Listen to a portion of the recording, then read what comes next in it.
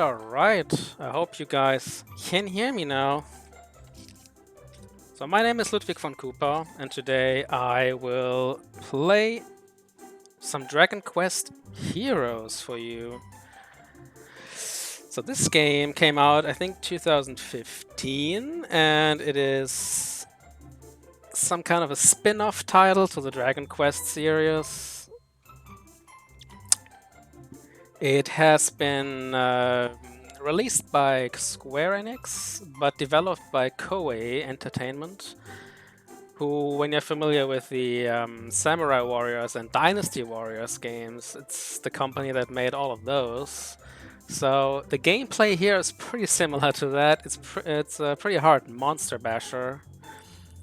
So it's not really relying heavily on story, which is good for speedrunning because we don't have to skip a lot of text and stuff. So it focuses more on the gameplay itself. So we will see a lot of monster bashing here, basically. So I will play the New Game Plus category today, which means we will have fully level up characters and have access to endgame items already. This has the big advantage that I can show you some strats that will abbreviate some missions pretty significantly. And in my opinion, it's a much more fun category to watch and to run than a new game. Because in new game, we just add like 3 or 4 hours of monster bashing. Like every move, like the same moves over and over again for like another 3 or 4 hours. So that's not really interesting in my opinion. Alright, so without further ado, we should just get this show on the road here. This run will start when the first frame is visible on the first mission. So I will give you a little hint on when that is. I can't really count down 3, 2, 1, go because I don't really know when that exactly is. I try to go with a big go. Alright. So after this, we will have the loading scene. So we will start this run in 3, 2, 1, go. Alright, so we will start this run with a tutorial. Although we are playing on New Game Plus, we still have to go through all this basics over again here. First thing that they force us to do is to open the menu and take a look at the action list, like lists of actions, battle actions we can do. I think this first monster are spawning here.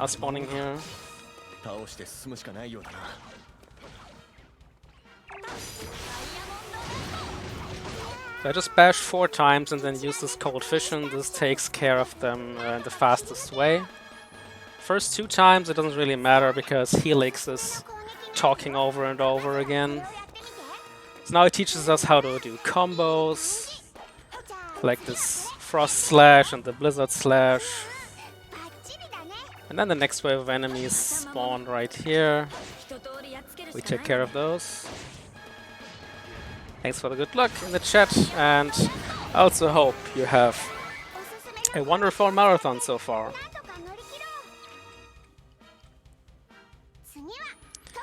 So now it's teaching us how to use MP to use abilities. We have to use a spell called Cold Fission. We will see this quite a lot in the early game, because our main hero, Aurora here, we will play them for the entire early game until we get more useful characters.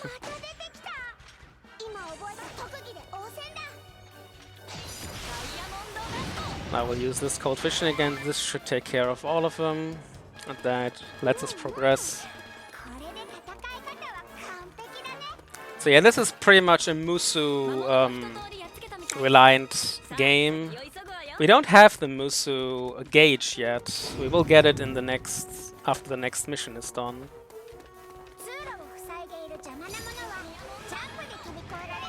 So now it teaches us to jump over these crates, and now it teaches us how to block with the shields. And also teaches us how to dodge by doing this dodge roll here.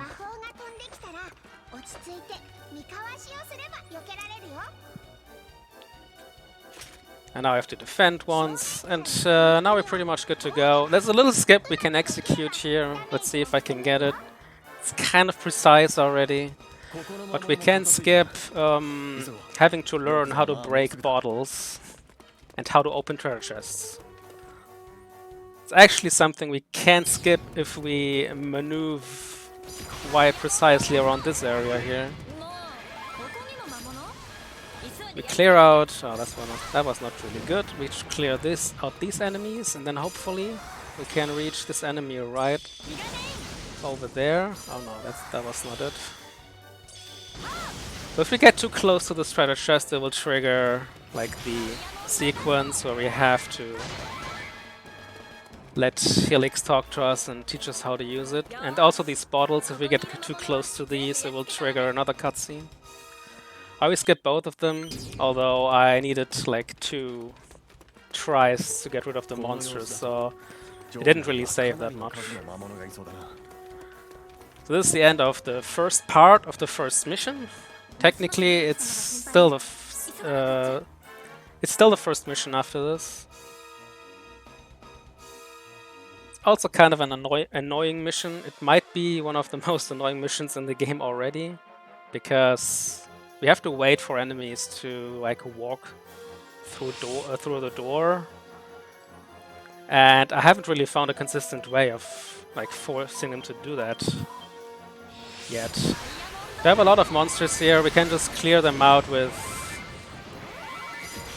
three cold fissions here, because yeah, we are like level 99. It's like no big deal.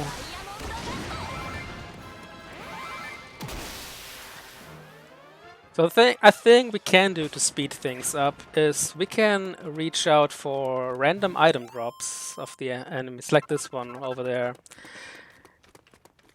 When the mission ends, before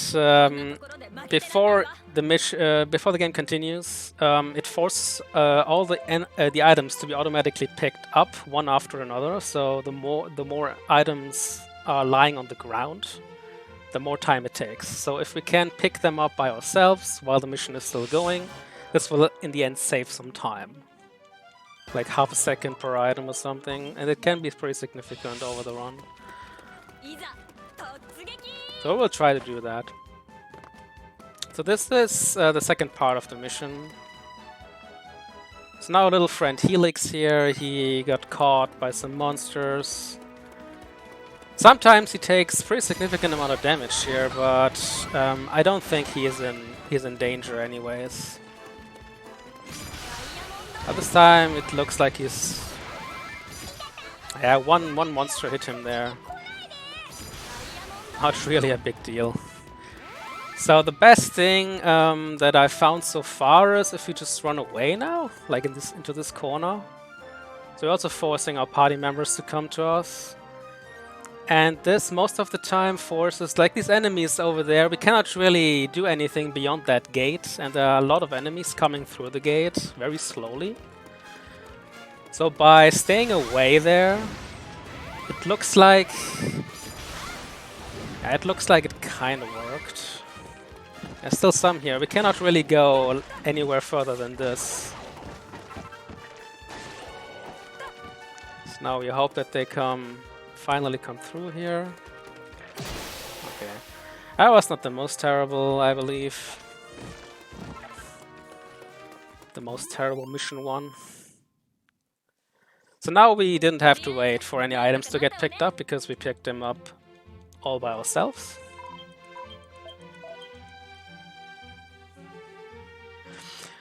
And now we get our first boss fight, which doesn't really look like a boss fight because we are overpowered.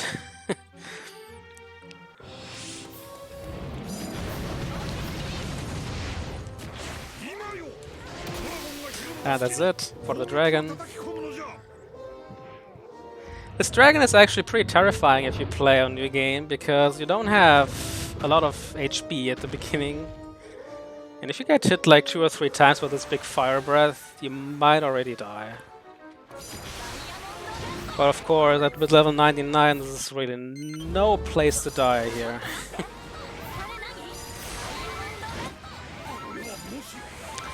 So now we get introduced to more spawns, like these portals here that appear, and whenever they appear, they release a significant amount of monsters.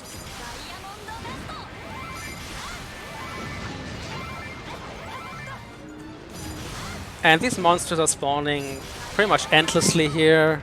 Again, we try to pick up as many items as we can. These are these little white bag things here.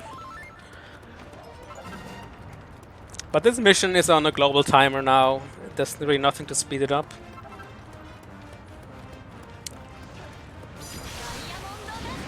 So at some point they will start talking and they say like, wow, this monster assault is never ending, like right now. So this is my cue to get into this corner. And wait until our tension bar is showing up, which will be left to our character portrait in the bottom left corner. And as soon as that appears, it will charge up by itself, but we can also charge it by ourselves to make it charge faster. Like now it appeared, and we can just instantly build it up. So the goal of this mission is to just use this attack. So we don't even have to like aim at the monsters or anything, we just have to use it as fast as we can. And this will automatically kill all of our enemies behind us. Yeah, this is always a mission where a bunch of items will spawn, or we cannot pick it up before because we kill all these monsters with one big hit at the end. Alright. So now we... this was mission number 3. And now we get our first little camp here. This is the camp of Caliberg. This is the first town we gotta visit now. So, to get a little run-up onto the story here, like this is a world where monsters and humans are usually living peacefully together. But at someday, all of a sudden, the monsters went evil and started attacking the people, and we're not really sure why that is. So we have to find out the cause of this. And this happened pretty much all over the world here. So the first town we gotta free of the monsters now is the Caliberg. And this is outside of the castle. This is the meadows of Caliberg, pretty much. And here we get introduced to Mawkeepers. This is the first Mawkeeper here. The Mawkeepers are kind of protecting these portals that the monsters come through. And once they're defeated, the portal goes away and no more monsters will spawn through them. So the goal of this mission is to just get rid of all the Mawkeepers, not all of the monsters that you see here, only the Mawkeepers. And they will spawn at specific times again. So we can just wait here, we can just clear some of these monsters just for fun. And then we can just hold this attack here, the Kazat attack. Don't really care if these monsters are attacking us. And as soon as the Mawkeeper appears, we can just instantly take them out with this big lightning attack here. And only one more Mawkeeper will appear, and after that, it tells us we should mob up the remaining monsters. But the reality is that they just start to flee, and the mission instantly ends anyways. So normally, this final Mawkeeper would spawn a final monster, like a stone golem.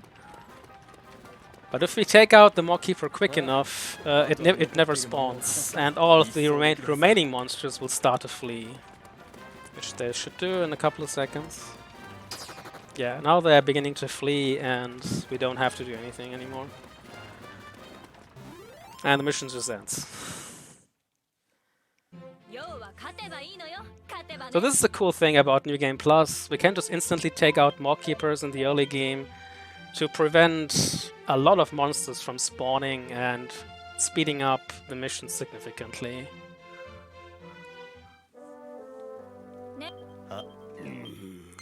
These kind of cutscenes we can always instantly skip. So you saw me putting up some items there. 2 of them were the meteorite bracers. They are just for movement speed, which is always useful for speedrunning. And third one was the fishnet stockings. The fishnet stockings will come in use for the next mission, not this one, but the next mission after this.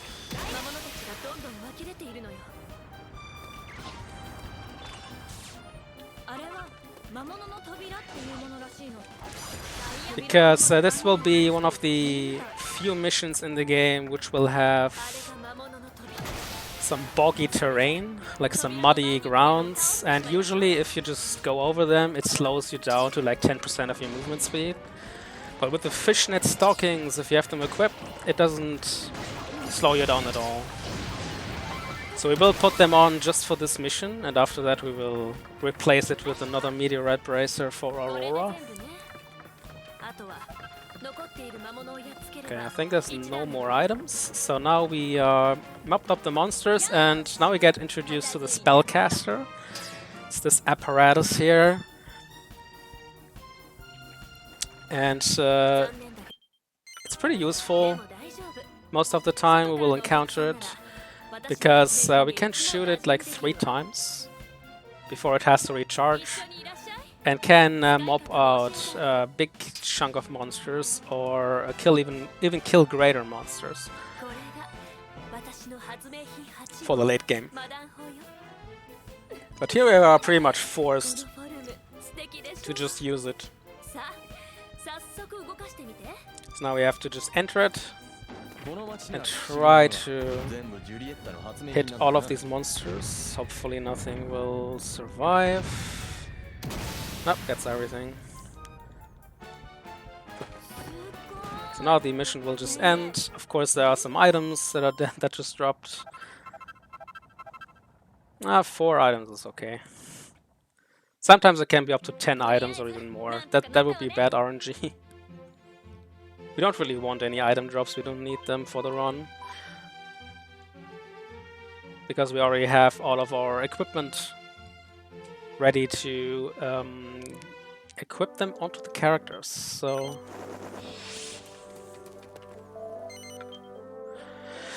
So that was Caliberg Town, and now we are onto the mission Caliberg Generator 1.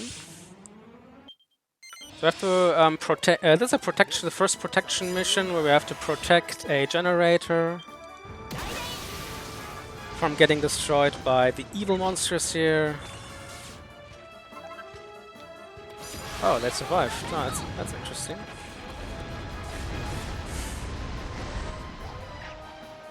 They spawned a very weird time there.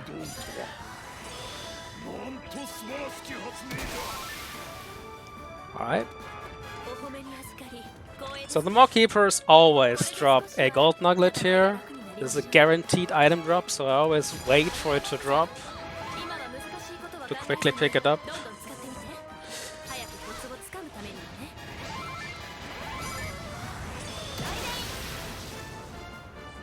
And this is already this mission.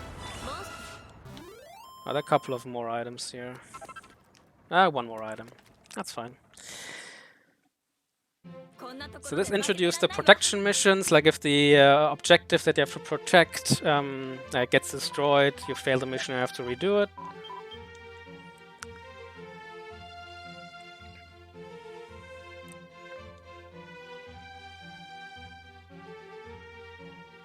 And because it was so fun, we have to protect the generator instantly again.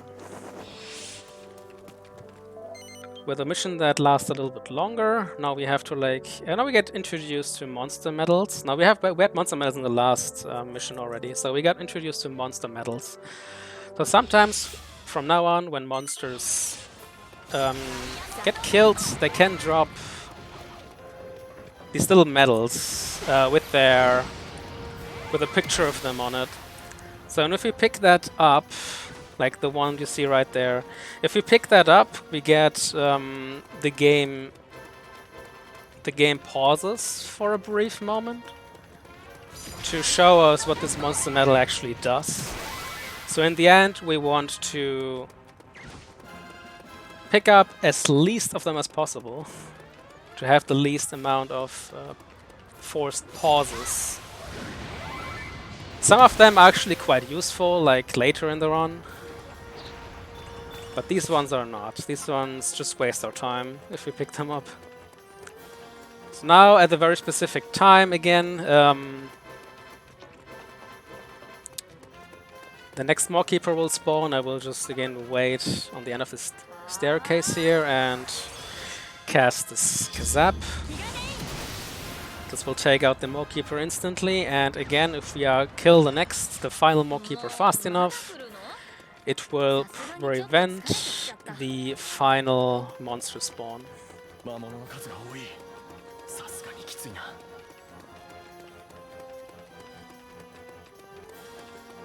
So he will spawn in this corner here. Again, I will just channel this attack here. Take him out. And the mission is finished. So one of these monsters dropped an item somewhere, I didn't even see it. It doesn't matter too much. So now we get introduced to the second boss of the run. This will be the Giant, and he will actually be pretty bulky, even with level 99 characters. So you're supposed to kill him with these machines that we got introduced earlier. But of course we don't need them here. We just bash him a couple of times and then he will fall by our hands. But first we have to protect this generator again. But this time the monsters will not even get close to it. We just have to clear up these horde of monsters and then it will advance to the next area, which will be left of us. One of the monsters survived.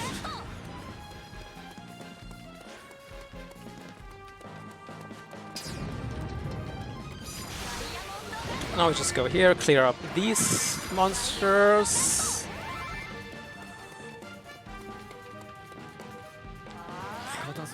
And now we can just charge up our tension while this dialogue's going on.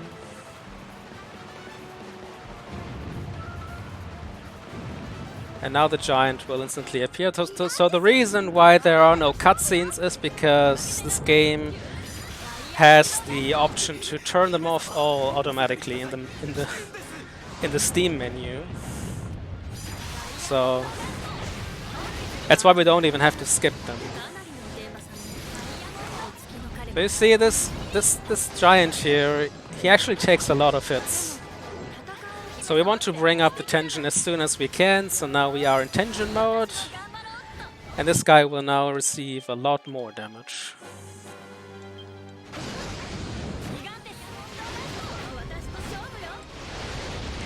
And now he's stunned, so he will take even more damage while he's vulnerable in this vulnerable mode. So when this tension bar is down all the way, it forces you into a final tension attack. You can also trigger it on your own while you are in this tension mode. But when the tension bar is depleted, it forces you to watch to do that attack, and it actually wastes a bit of time, like around 10 seconds per attack. So if we don't really need the attack, like now, we just don't want to see it. And by switching over to another character when this bar is about to deplete, it skips this final attack. So now this generator that we have protected, it's turned out to be the engine of this flying airship now. So we can now... that's the wrong direction again. I always do that in runs. Now we have to just talk to a bunch of people here to advance the story. It's not really important what they have to say. We just have to talk to all of these guys with this book icon over their heads to make the story progress. And we have to read a very specific letter from this raw recruit here. Alright. So now we can re-equip Aurora. We can give her another meteorite bracer to be even faster. Oh no, we don't do that. That was my bad. We didn't even do the mission yet. The mission is coming up now. So now we get to the second town, which is Coliseum. And the first mission is across the shifting sands, which has these muddy grounds. And if we have the fishnet stockings on, we won't get slowed down by them at all. Which is very significant for this mission.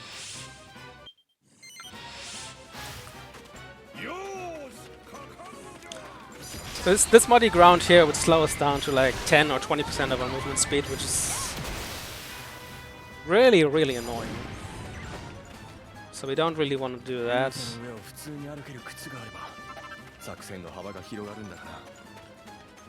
Now we take this route to take out these little imps here.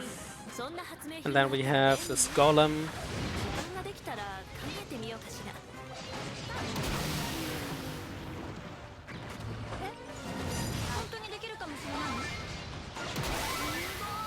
Now we take out this Moorkeeper and we hopefully can clear up all of these guys with one hit. Yeah, that looks pretty good.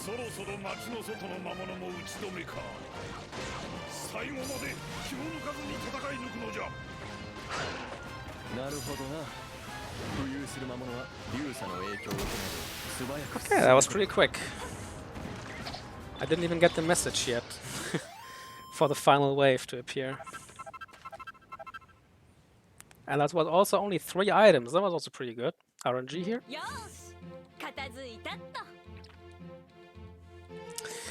Alright, so that was the only mission that we need the fishnet stockings for. Now we can re-equip Aurora to have a 3rd meteorite bracer to gain more movement speed.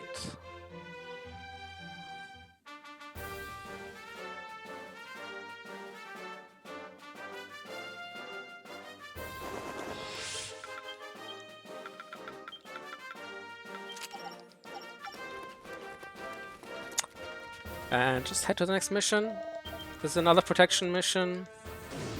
Yeah, we sometimes get these maps. These are just we can just redo all the boss fights from earlier. These 2 are just for the dragon boss and the giant boss that we just defeated.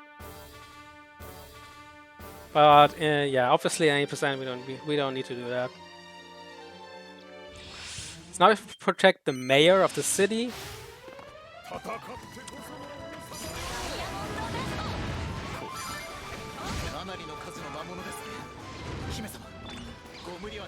Here monsters will attack from like basically 2 sides.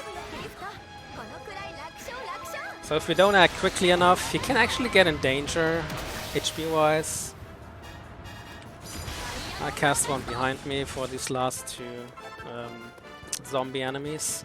The zombie enemies in this game have just way too many hit points. It's utterly annoying how many HP they have.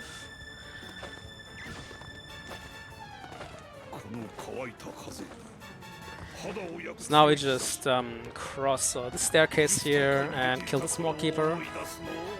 If it just would just not run away, please.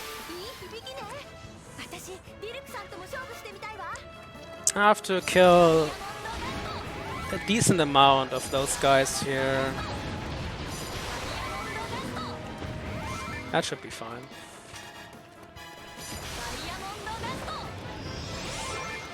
So now comes the last wave. It will definitely spawn a final golem here, but it's okay. It's not too much of a slowdown.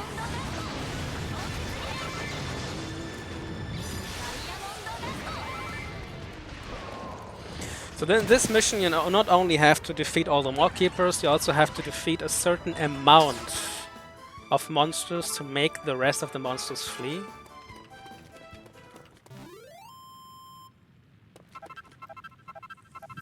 Yeah, this mission always gives you a lot of items. Can't really be prevented. Alright, that's already mission number 10, I believe. Yeah, it was 10.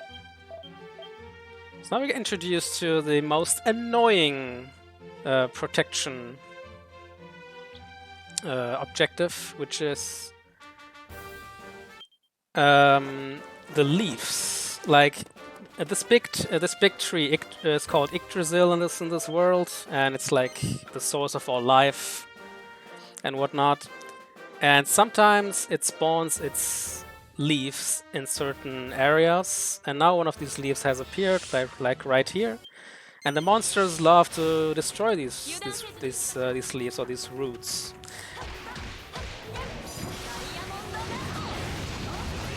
So again, we have to protect it. Usually it's not a big problem in this mission.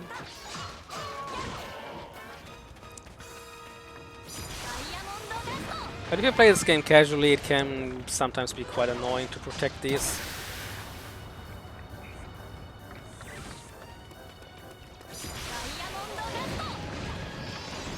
Okay.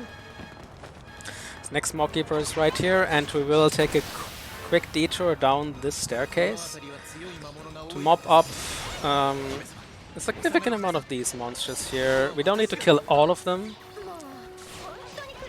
But again, this is another one of these missions where you have to defeat a certain number of enemies.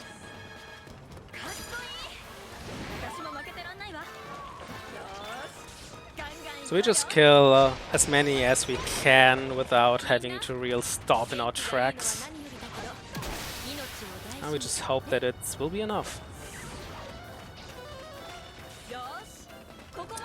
Alright, so here is the golems. We have to kill all of them. This is inevitable.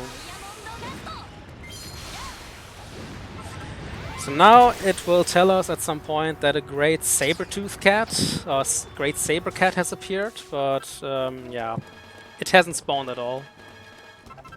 So hopefully we have killed enough of these. I don't see the message yet, so we probably have to kill a few more. Yeah, we have to kill a few more monsters here.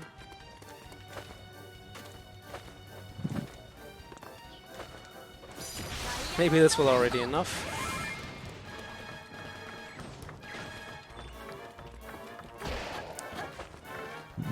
Alright.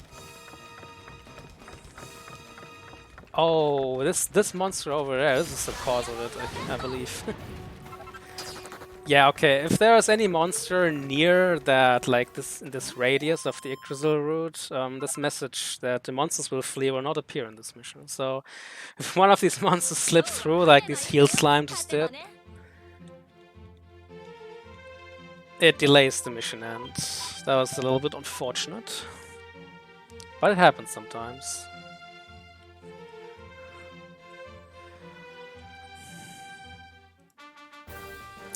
Sorry, now I have the chat open again. It was half covered. Try to read them all. Yes, we will make use of other characters. Actually, after this mission, we will introduce the most overpowered character in the game already. So this is a boss fight against 3 new enemies, like 3 guys of 1 new enemy type, which are the automatons. Like, to kill these quickly, I always use a Kazap, which will stun all of them.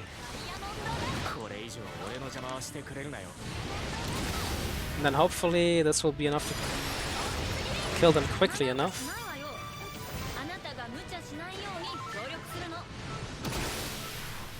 Okay, one of them escaped really far into this direction here. Oh, I didn't see him. That's dumb.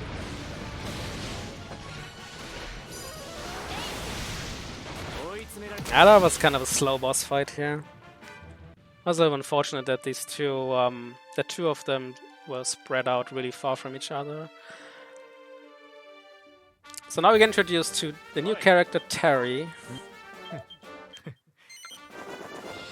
And Terry is our man for the entire game, basically. Terry is the absolute most overpowered character. Even if we didn't play in New Game Plus, he would just be like slashing, killing everything. So we just get him into our party and equip him really quick. He just uses the Thunderbolt Blade and the Ogre Shield, the Metal King Orb.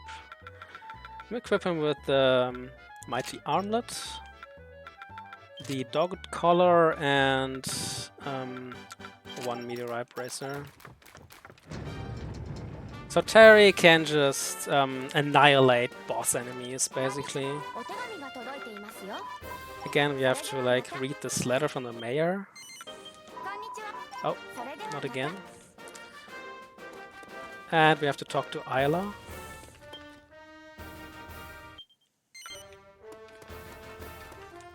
Like, Isla is the most useless character in the game when it comes to fighting, but we have to keep her in our party all the time Because we have to have her in our party for a certain story mission way later. That's a bit unfortunate that we have to keep her. Because like she can just not fight at all. You won't even see Terry in this mission because there are no boss enemies here.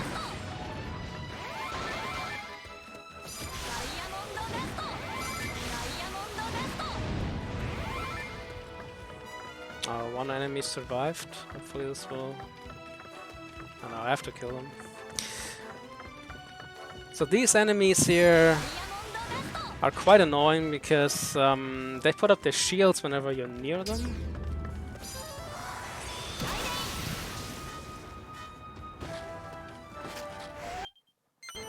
So I killed the Small Keeper quick enough that none of these flying enemies spawned. Which is good because it's a very annoying type of enemy because they can dodge attacks.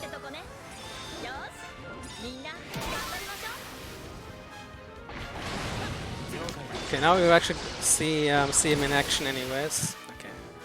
We didn't see his full potential yet, but just wait until the next boss fight.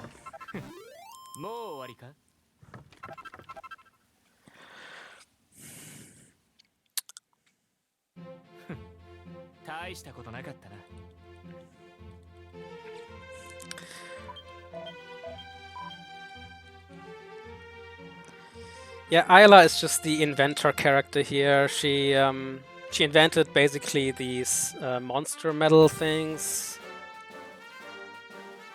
And she also invented the Storm Cloud, the big airship that we are flying in here. Do I have to speak to him? No. Alright.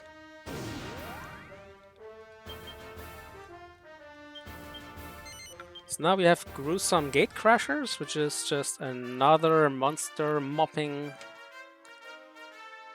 mission. Basically, I think it's a protection mission for this door, right? Yeah, there you see the protection objective, the Gates of Sylvia. Sylvia is like just the next area of this game. Again, we have to defeat a certain amount of enemies, not every single one of them.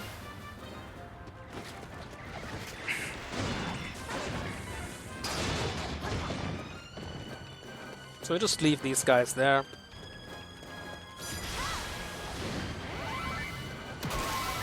So we try to cast this Cold Fission far away from the Small Keeper.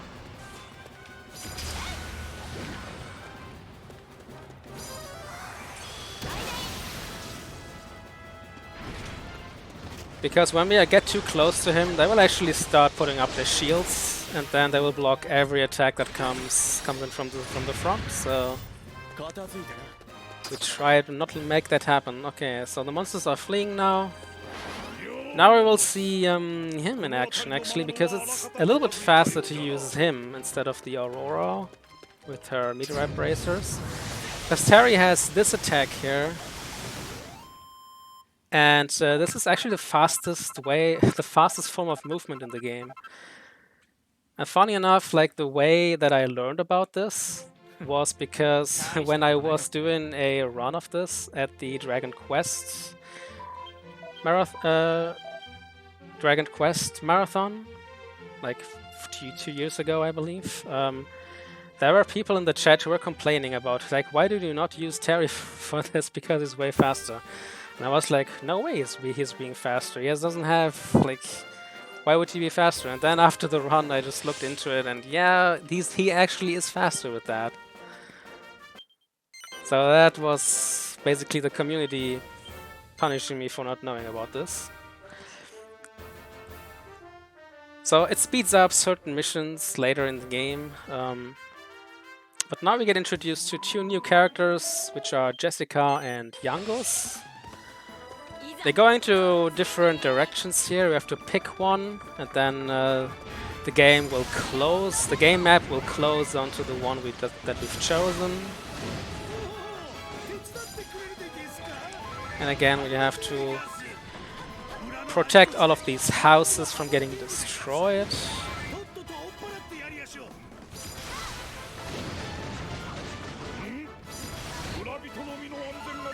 So here are the annoying flying enemies. Like, every time you see these mists, like that means like this one dodged like 3 times in a row. So annoying, to be honest. So again, we don't want to really pick up these monster medals here because they just slow us down. But it will happen anyways at some point that we accidentally pick these up. But so far, I don't think I've picked up a single one of them, so that's cool. Alright, so that's this. Now we have these green guys here. I'll actually stop now and collect all of these items. So there's a lot of talking going on here. This is basically... I cannot speed this up at all. I have to just wait until they finish talking before the final Mallkeeper will appear. Okay, a few monsters remaining there, a few more items to pick up.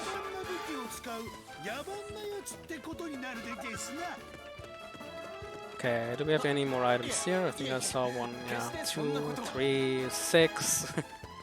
Okay. That should be all of them, hopefully. So now I just charge this again. This is where the final Mallkeeper will spawn eventually. So hopefully we didn't oversee any item. Yeah, it looks good. Okay. That's pretty much as fast as it can get for this mission.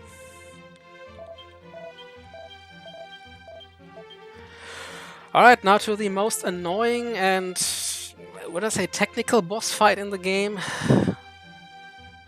This is the mission Uninvited Guests, and it is a boss fight that has 2 monsters. It has a cosmic chimera and a troll boss, like a stronger version of the troll that we've already seen before. And the cosmic chimera, she puts up invincibility shields all the time, and this makes the boss fight really annoying. So this time we will see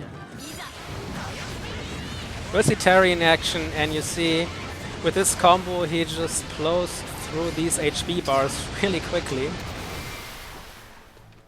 So Troll boss is done, and now we have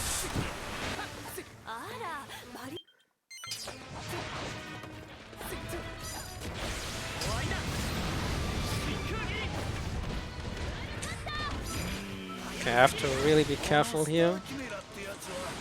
We almost one-cycled it. That's fine with me. So now we have to wait until she makes this charge attack, which will hopefully, yeah, this is the charge attack. So after this charge attack, her shield will go off. Now we can finish her off. So that was a really good boss fight, like the optimal way if I killed it in the first cycle already. But you cannot really force it. It always goes into a random direction every time. No item drops, it's also good. So that's what Terry can do here. He will be our boss defeater for all the upcoming boss fights. Like, he has this very powerful ability called Falcon Slash, which multiplies him into 3 Terrys. And then we use a combo of 2 other, the Gust Slash and the Downward Slash. And this will just pulverize big enemies. He's not really good against big mob fights. This will be for another character that we get at the end of this area of Granite.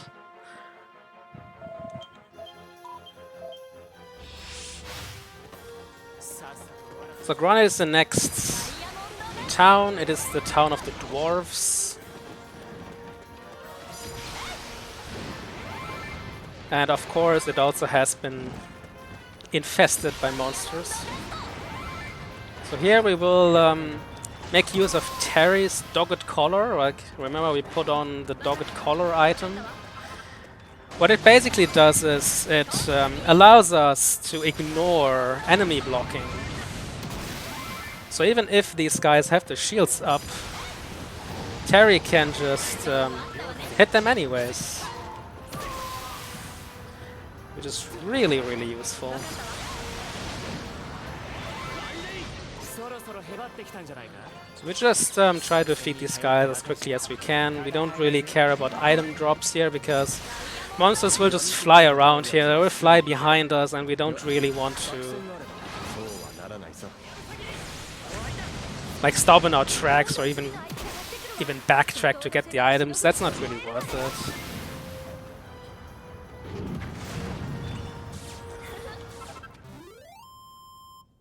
Alright, so here we all get it. Okay, that was actually not a big amount of items here. Yeah, PDO. Greetings to PDO in the chat. special welcome for him. Alright, next one is another one of these roots that you have to protect.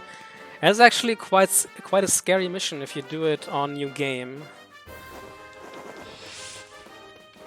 Very easy mission to mess up, because monsters will come from basically 4 or 5 sides. It's very difficult to protect the root, because it doesn't really take that many hits to get destroyed. But yeah, in New Game Plus we just use Terry to now travel around fast with this charge movement ability here.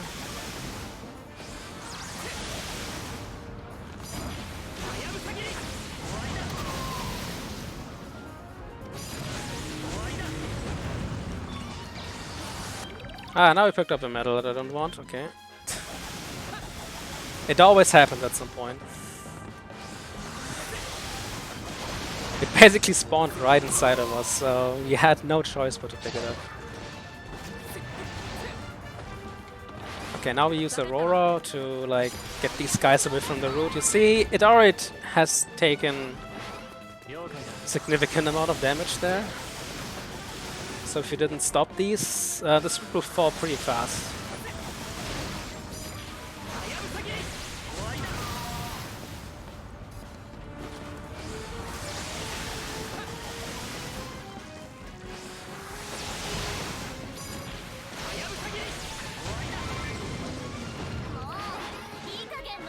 Right, so we try to now get as many of these guys defeated as we can on our way to the Maw Keepers.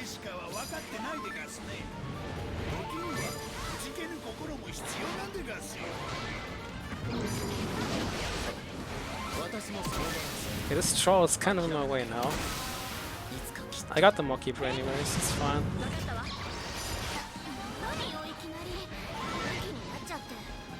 Alright, so yeah, again, some of these monsters has made it to the root.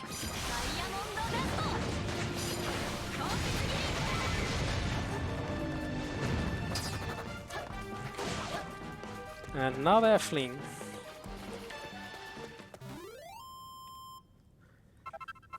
So I didn't even go over this, I think. So these monster medals that I pick up, there are 2 types of them. There are sentry monster medals and there are support monster medals. The support monster medals have a certain effect and then they instantly go away, and the sentry ones stay on their position and fight other monsters for us. They will come in handy way later when we get more stronger ones. Like these ones don't really do anything for us that we get right now, so we won't even use them. But later in the one we will make good use of them.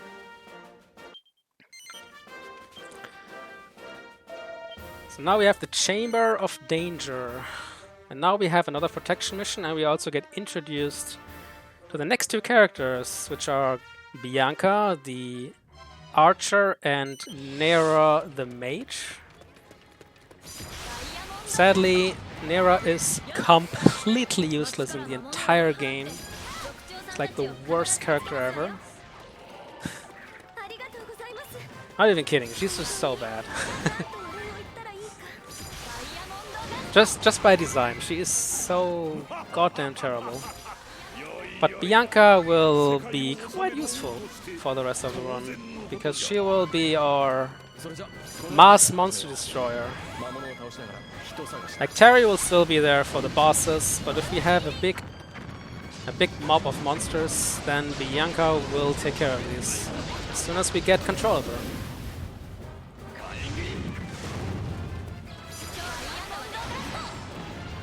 Alright, so this one again has some fixed more keeper spawns at some point. Okay, now I actually have to hurry up, so because this saber cat is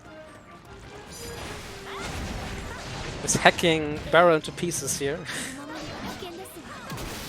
But luckily the saber cat will always spawn a monster medal. And we can make use of this. This is the first one we're actually gonna spawn here. And this one will just stay here and fight the other monsters when they get close to Barrel, which is quite useful. So the first two more keepers will spawn at the up left, right here, and down right. At this point we'll just wait for it until that happens. I think it will spawn right in front of me.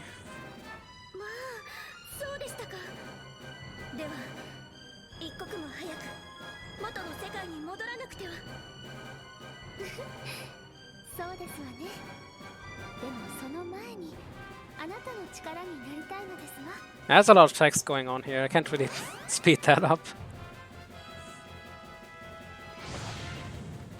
Alright, now spawn please. Thank you.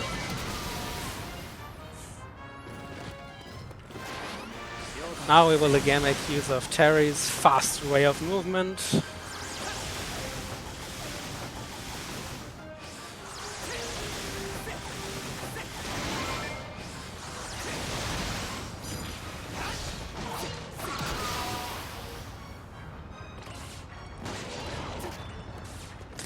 Next two will spawn, or the next one will spawn here at the left entrance.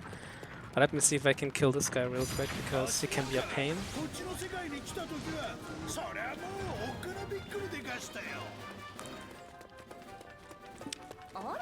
These stone golems can be quite annoying because they have an ability where they drag the attention of nearby enemies to it. And this can be quite stressful.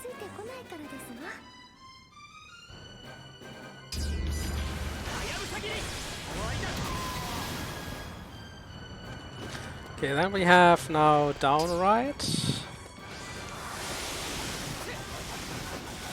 And again up left, I believe, and these will be the final two,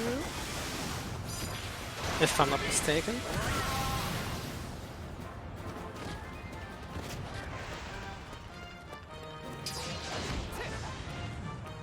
Oh, it's right here. These are the final two.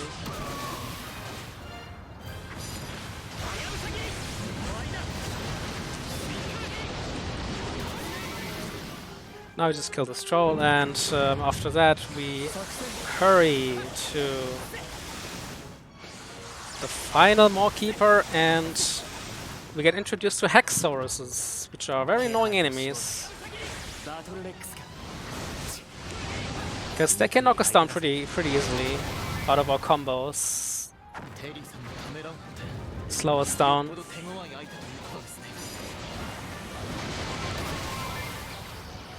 And after we've killed this one, the monsters should start to flee again. Yep. Okay. So that's it for this mission.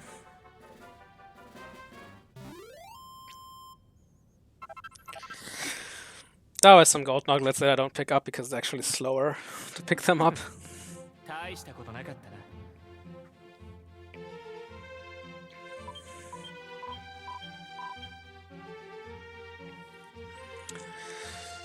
So that was that. Now upcoming is mission number 20, which is looking for love.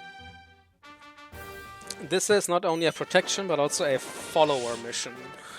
So Beryl is like Beryl. We would follow Beryl around because she is actually looking for her husband and her father, which both have been missing for some reason.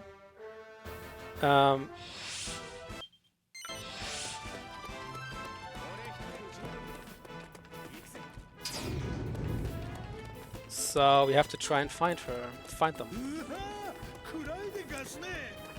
And she will now travel around this area, like the entirety of it, going from place to place, just to realize that the two guys are not there. And we have to follow her around and always mop up all of the monsters here, because if any one of these monsters is still alive, Beryl will always refuse to go on. So pick up this draw medal here on purpose, because it will actually be quite useful. I think this is where the first one will spawn. I'm never sure about where it exactly spawns. I think it's here.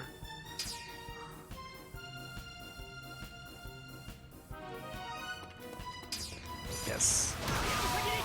Ah, it's a one shot. That was cool. That doesn't always happen. I think we already picked these medals up, so...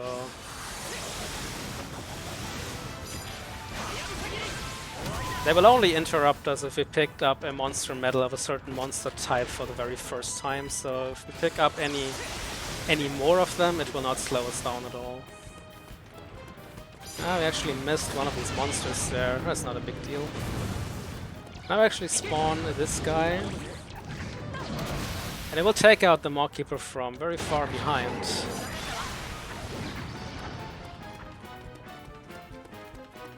Which is actually faster. Which it's not fast that I left this guy alive here. That was not really good. So now the monsters are dead, and she will actually continue running.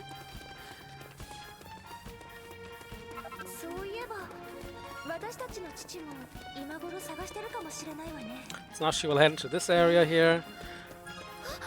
And we have to wait for her to open up the door. And while that happens, I will charge up my tension bar for a trick that I execute later. There's a trick that you can even execute on New Game, or not only New Game Plus. But I will come to that later when it's happening. Okay.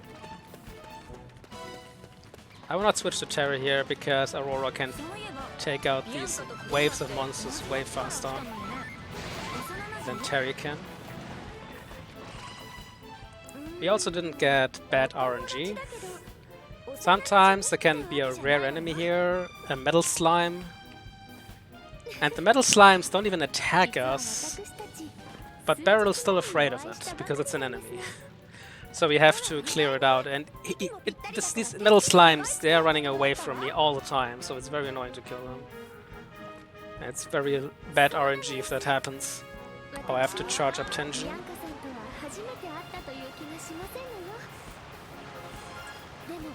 Again, they're talking for an eternity here. And we sadly cannot speed this up at all.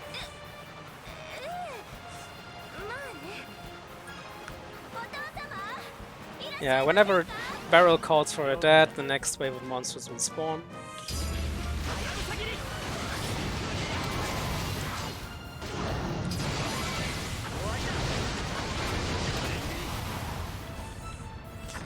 And that's the Hexaros done. That's Goat Nuggets. Yeah, now she will come open this door.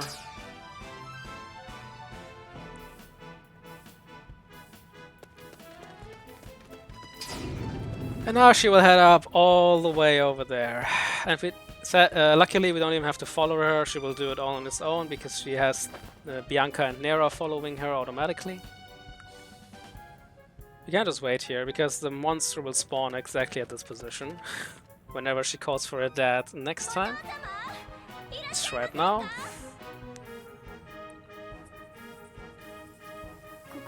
Nope, he's not here. Sadness. And once she starts climbing down, the monsters will spawn at some point.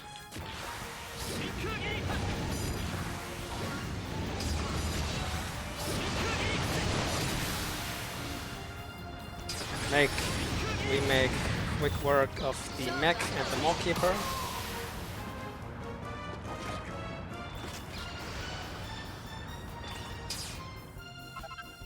Alright, and now we are heading onto the final Gatekeepers, and this is a trick that everybody can do, even on a fresh new file.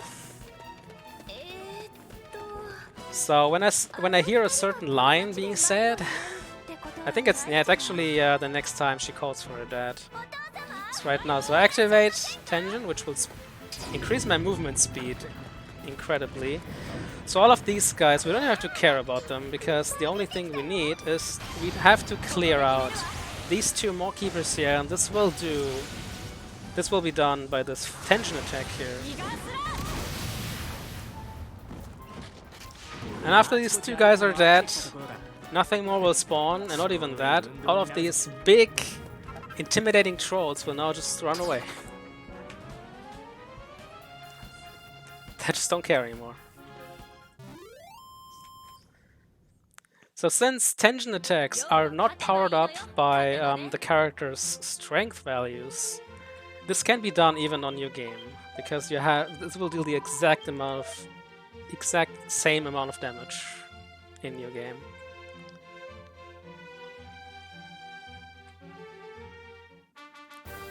It's a pretty cool strap. So that was Looking for Love. Now we have to talk to Doric again to make the next boss fight appear. The Statues Quae Sanctum, or whatever. No idea how this is being spelled out. So this is the statue enemy here.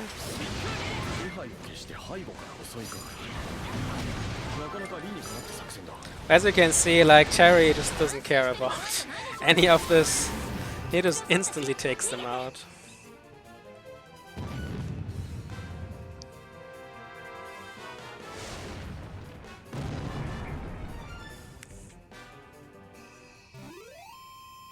Yeah, these bubbles, these are from Nera. And did you see how slowly these bubbles are flying around? Like, why would you ever implement such a mechanic? Like, it hits nothing unless the monsters are standing absolutely still. Alright, so now we got access to Nera and Bianca. Yeah, Nera can just stay there, we'll never care about her. But we have access to Bianca now, and we exchange Lucius for her. We don't need Lucius anymore, because we will lose him in a few missions anyways. Not forever, but for a few missions he will not be available. Oops. No, we have to talk to Elena. And also have to equip Bianca here with the Great Bow. With the Metal King Off, she cannot wield a shield, obviously. So she gets a Raging Ruby and 2 Meteorite Bracers. And then we are good to go. So the next mission, like, now we're heading for the big Yggdrasil itself. Because it's actually being attacked by monsters right now, and we don't want to really let that happen.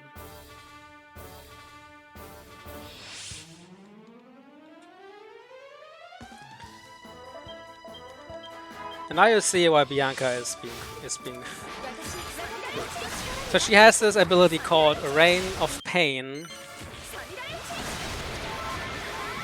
And just look at what it does to enemies.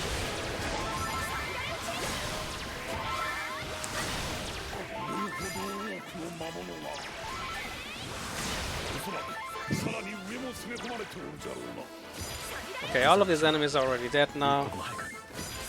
I'll add 2 more. It's actually quite bulky enemies here. So she can just shoot through whatever. She can shoot through trees, she can shoot through walls. She just doesn't care about any of that. All of these arrows will always lock onto a target. And that's why Bianca is just my favorite character in this game. She just doesn't care about physics in any ways. So we wait for a certain enemy here to spawn, we wait for the Slime King. Like when a group of little slimes gather. Sometimes a Slime King is being formed, and this is the enemy that we get presented here.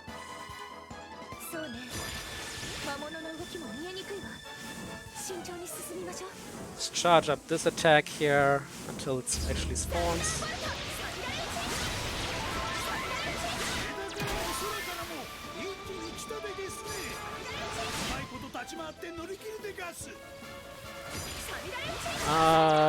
Why did the King Slime not spawn?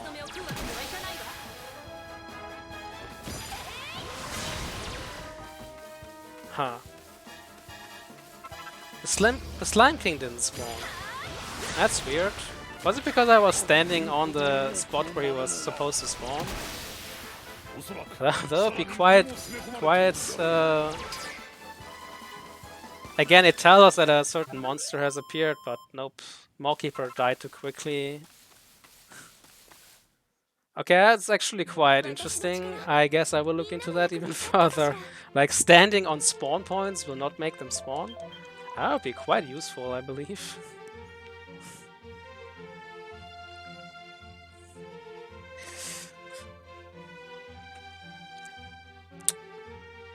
Alright, so that was Tussle in the Treetops, and the next mission is called Showdown in the Crown. Yes, we get the stone tablet here. We don't really want to fight the stone statue again. So Showdown in the Crown again, mission where we have to kill a certain amount of Mawkeepers.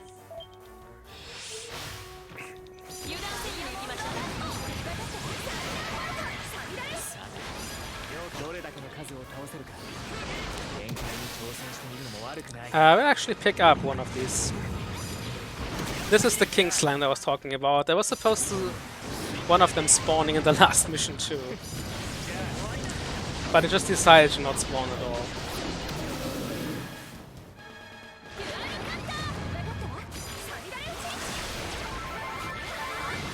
Again, big amount of enemies, and you see just 3-4 Rain of Pains and they're just all gone.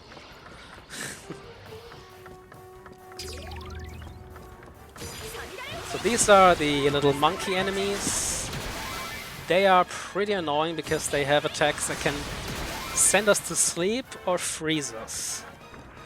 And if that happens, we cannot do anything for a couple of seconds, so it would be in our favor to not let that happen.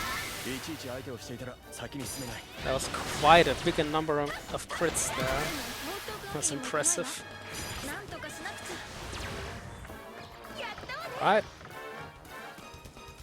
2 more Mawkeepers will spawn there. So this troll medal that we picked up, it will come in good usage right now, after these guys are dead here.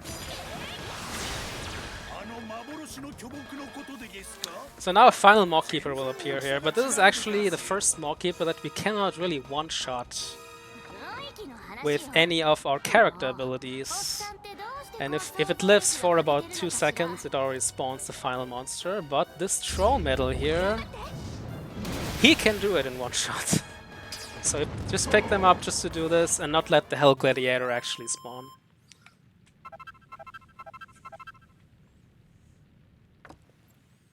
Good job, Bianca.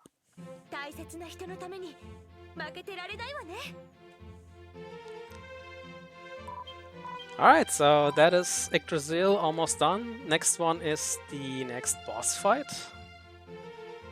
And this boss fight is a little bit special, because it's not just about blunt force, but only a little bit of strategy. Not really much, but a little bit of strategy. So again, we will use Terry for this, and we just have to pommel him down, pommel his life bar down. But this time he will actually not stay down.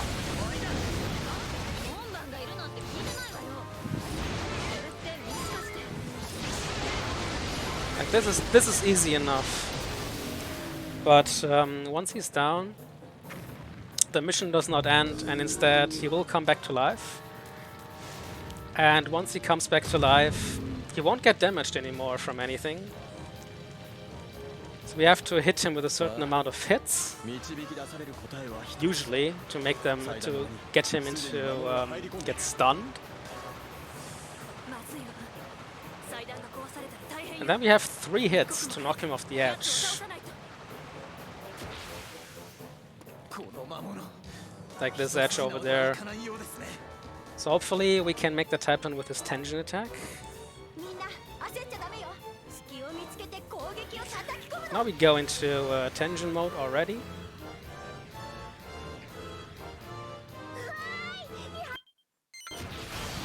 And instantly use this attack to make him to get him stunned.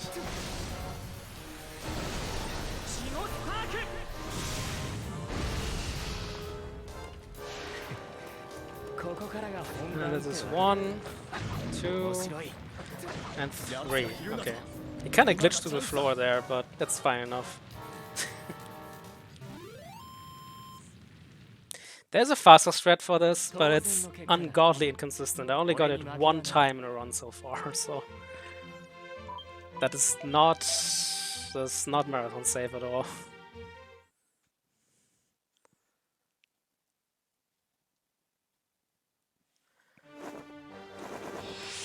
Alright, so now what happened? We have sad music, so something severe must have happened, right?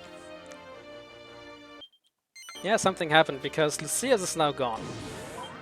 So the big evil guy called Velasco, who is responsible for the monster turning on us in the first place. He was already in an Yggdrasil tree, and he actually set a trap for us, and he caught both of us. Like, Lucius and Aurora are children of the light, while Velasco is the last children of the darkness. And he caught our friend Lucius in the darkness now, so he's just trapped there. And we have to rescue him somehow. And we are now in this big tower here. We try to ascend the tower to find a way to rescue him. Like, there's this goddess of the light, and she will teach us on how to rescue. I don't really want to pick up this guy either. She will teach us on how to rescue him, but first we have to ascend this big tower.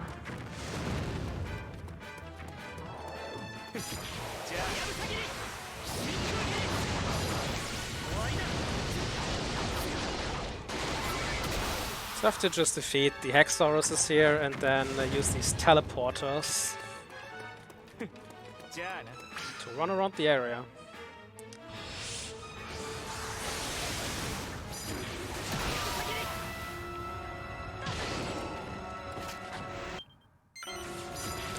This is a new type of enemy, the Stone Golem. He is way more bulkier than the Sand Golem.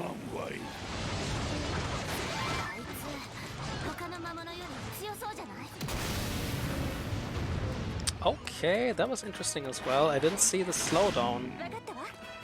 Normally the game slows down after you've killed a important enemy, but I think because I got hit at the same frame or something, it just skipped all of it. So you can see Bianca just shoots through walls as if they were not there.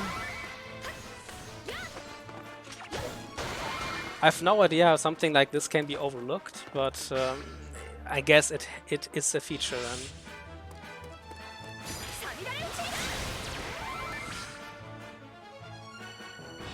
Now we give this Maw Keeper a little stab in the back with like 15 arrows.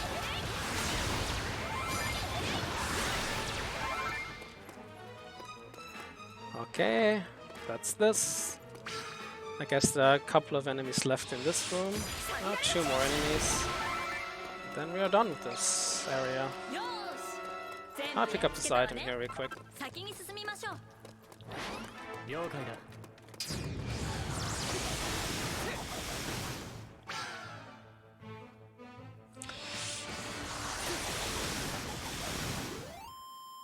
Okay. Ah, we still have some items there. That's not a problem.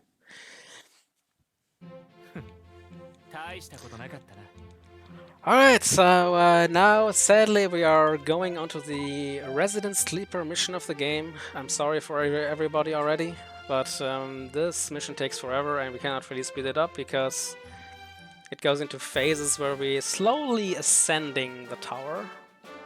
Like it's basically a big escalator, not escalator, elevator. So. We don't need to talk to him.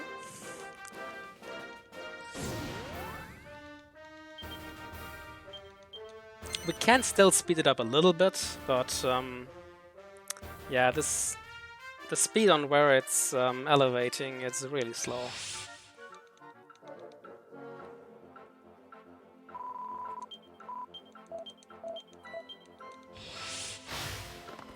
Okay.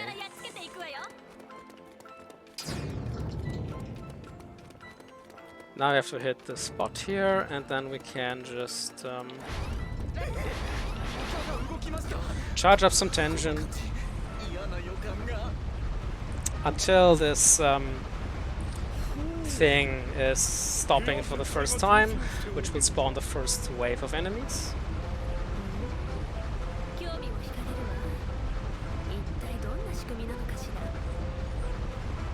Yeah, it literally takes 400 years compared to the rest of the game. It's kind of annoying. But yeah. It's not even the longest mission in the game, it's just so tedious. And it takes forever. Okay, so we already got this tension up. We can also fire up her tension, it doesn't really matter. Alright, now the enemies will actually appear and we are even too lazy to go to them. We just shoot through this wall and they will all get hit and they die. So this big enemy that you see on the minimap, this a little larger red dot, this is actually a Haxorus, so he will take a little more shots. So how this works is, as soon as enough enemies have been defeated, the game at some point decides to close this door and continue, which is right now.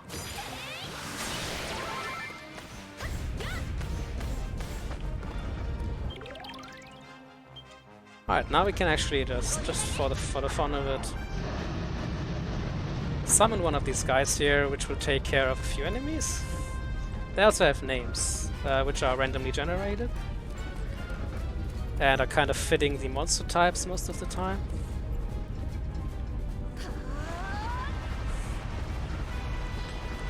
You don't really need these monster medals, it's just cool to pick them up and use them here. Yes, Bianca. I never really played these characters here in the second game, to be honest. I never unlocked them. I never really figured out how to unlock these characters. I know they are there, but yeah.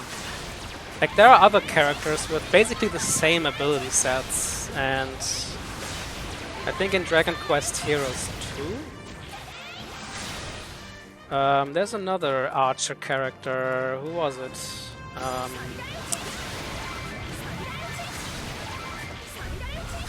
Okay, that was enough monsters again to make this thing move.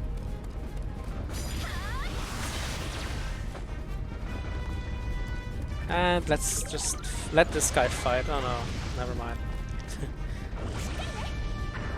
Now we have Drizzle. He will take care of this door for us. Who was the archer enemy in the second game? I've kind of forgot.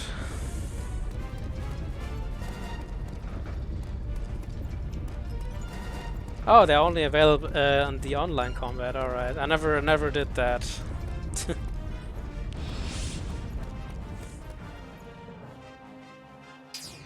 Yeah, Terry and Bianca, or their counterparts in the second game, they have been ridiculously. Now Terry is there, I think. I think you can play as Terry, but he is way weaker in the second game. Okay, that should be good enough for this side. Ah, yeah, it already moves. That's good.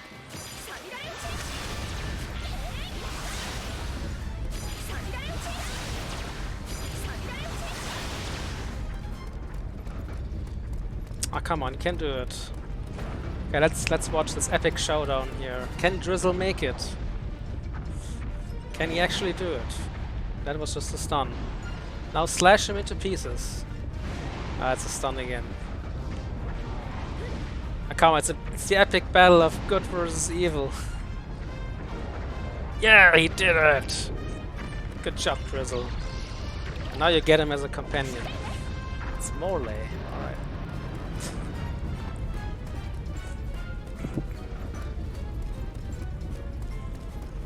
Alright. Yes, I agree.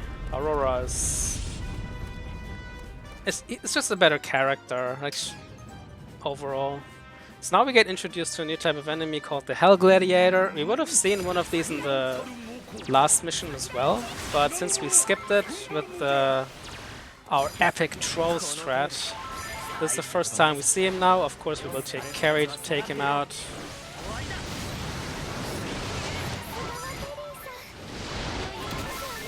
Terry is just weaker in the second game because he doesn't have Falcon Slash anymore.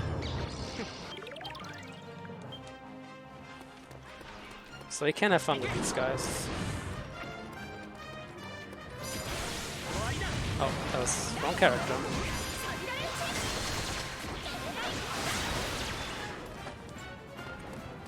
Okay. Now these guys have to die. And it's moving again. Epic. So now it's 2 versus 1. It's even easier, guys. Let's just roast him. That must be another one of these rocks. Yep. So we pick one of these rocks up right now because we most likely will pick them up later anyways. In a way later mission. When we are fighting the big Hydra.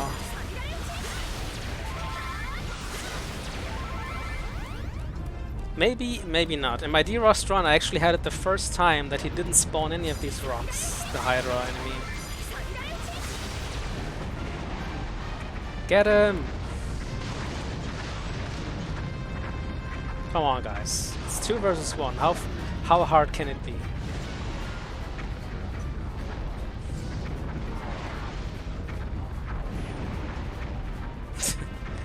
Just attack them, dude. Attack him! Yes!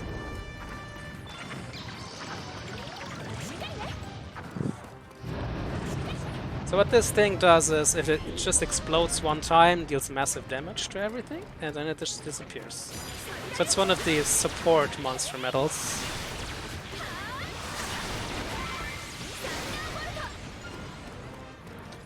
Alright, let's go to the other side.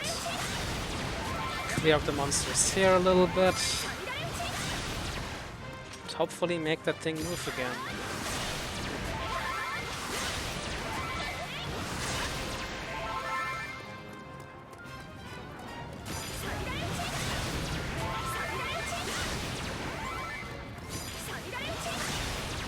Yeah, now the thing is moving again.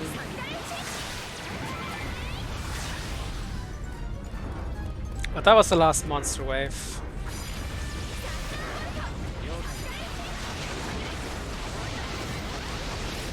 Yeah, we helped this guy a little bit here.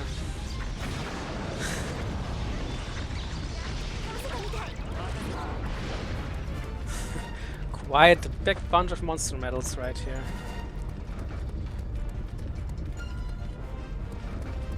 Alright, now this is the exit. So once this thing comes to a stop again, Oh yeah, Angelo was the archer. Yes, you were correct.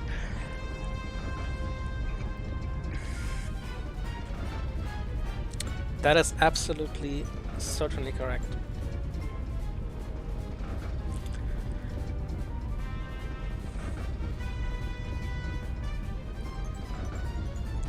Now I have a little bit of talking, and once I see a certain line of dialogue appear, I will activate my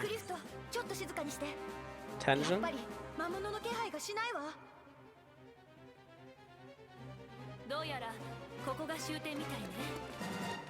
Maybe we can take him with us. See if we can take him with us.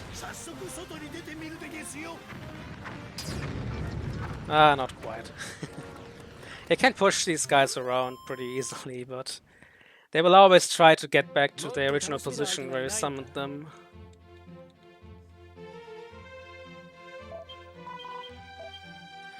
Alright, that was an elevating experience. That was the name of the mission. And next one is the next boss fight.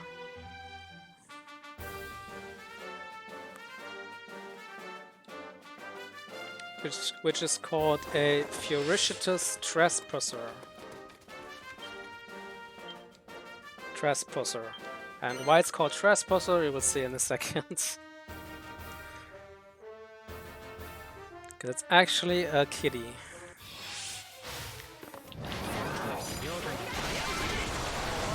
So this guy has some very annoying attacks. You can't just slash around for ages and not stop whatsoever.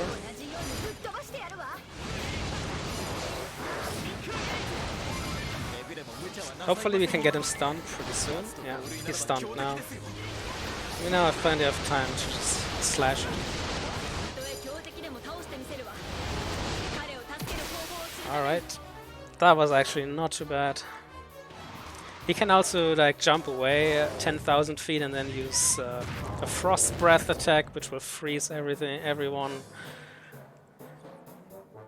Or he can just do this slash attack like 10 times in a row. That all happened in runs before.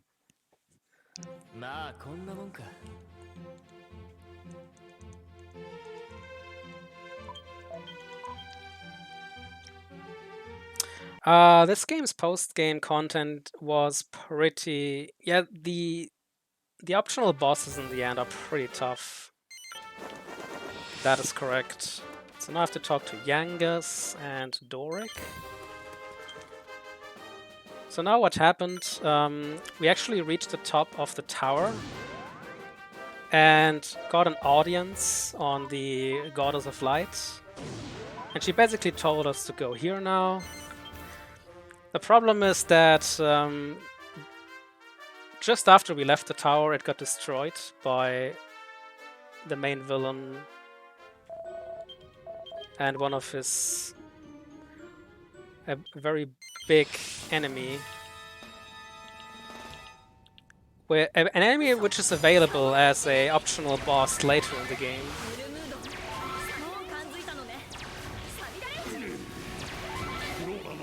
It's basically like a Belial looking enemy which is like 10,000 feet tall. So now we have guarding the Gatekeeper. This is the first time we have, second time we have to defend the goddess statue.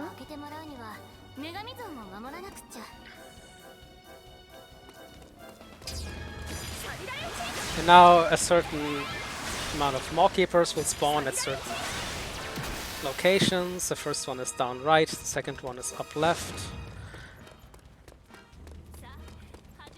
And since we have Bianca on our team, she can just take them out with her wide range arrows. Pretty easy.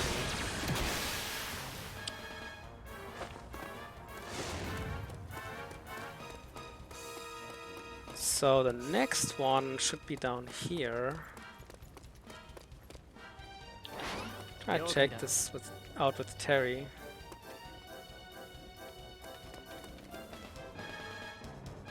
This is basically based on this is based on a global timer, so we just have to wait for it. I'm not sure if it's there or there. Just have to wait. Or maybe I'm standing on the spawn point again. That's here, okay. So there, this Gatekeeper was just using a sleep attack, which put her to sleep here. But never, doesn't really matter. This character is useless anyways.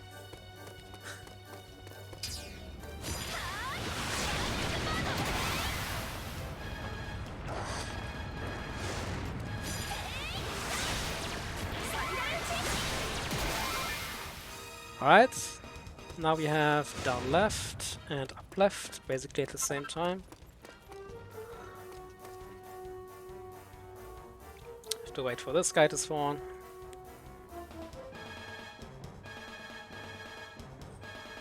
Ah, come on, I don't have all time. Alright.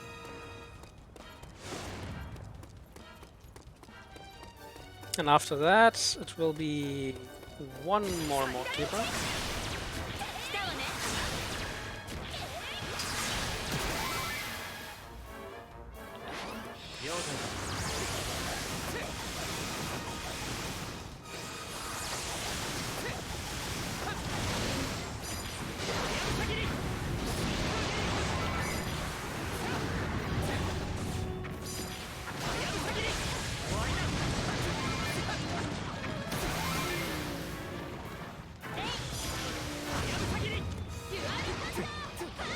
Why does this guy not die?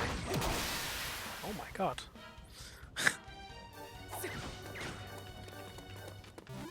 I cannot pick up these items in time. That guy survived like 10,000 damage for some reason.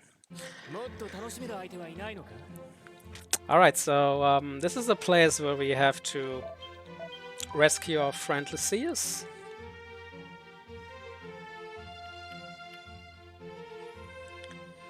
But now first we get introduced to the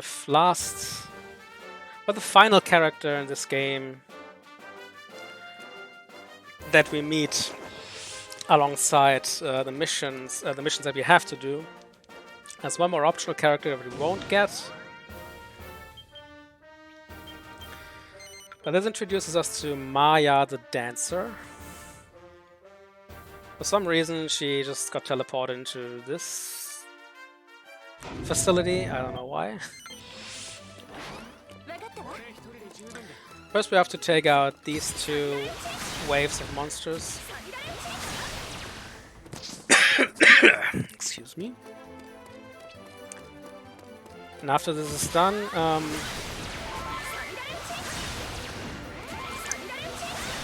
couple of more keepers again will spawn. The first one on the down left side, the next one on the up right.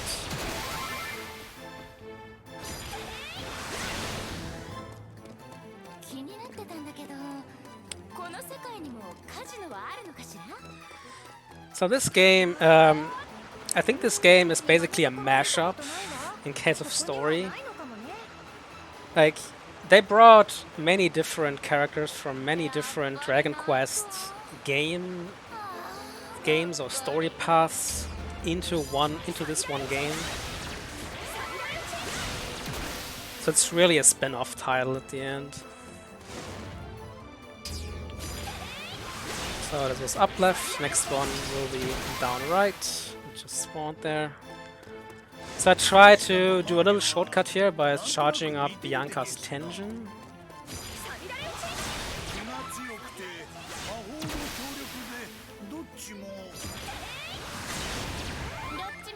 The next one will be upright, and hopefully we will have it charged up then. If not, it's not a big time loss if we don't get it, but it's a cool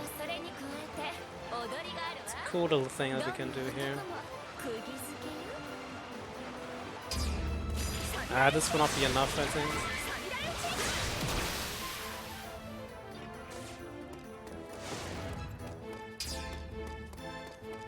Down left.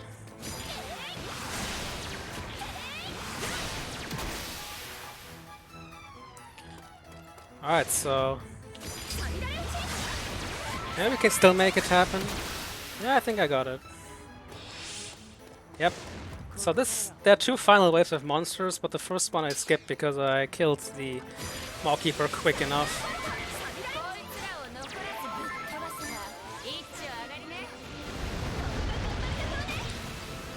So we will actually use this just for the funsies. This is her tension attack. She will just summon this big cheetah, which will plow through the enemies.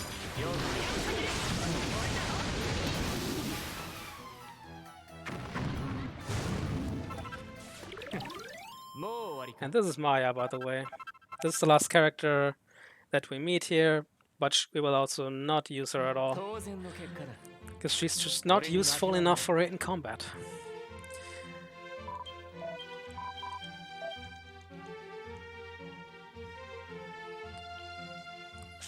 Alina is always awesome to play, as I agree.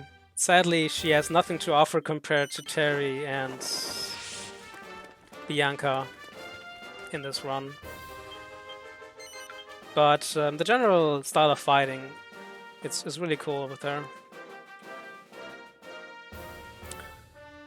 So now we have the Maze of Scales.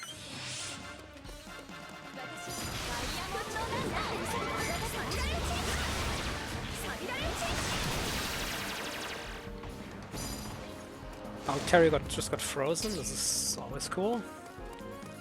So now I have to go with Bianca. Normally I would take Terry here because he can move faster. But he was not very clever and got frozen by the Mawkeeper.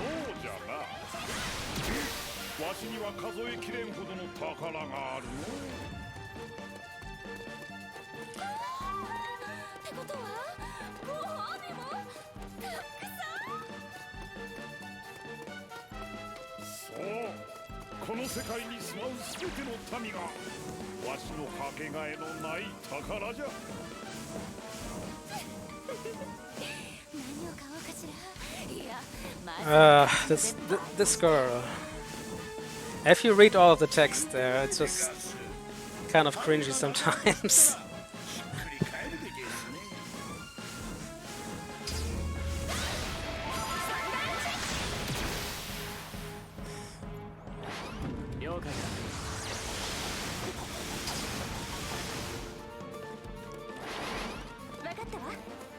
We'll just take her now to take out these 2 Mawkeepers.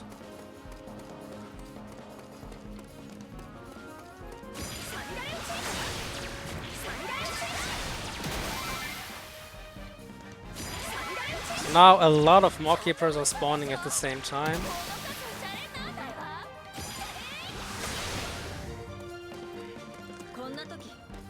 So this Mawkeeper we can instantly take out by shooting through this wall. But the rest of them, we have to go on foot. Yeah, 1 enemy survived there. It's not really a big concern, to be honest.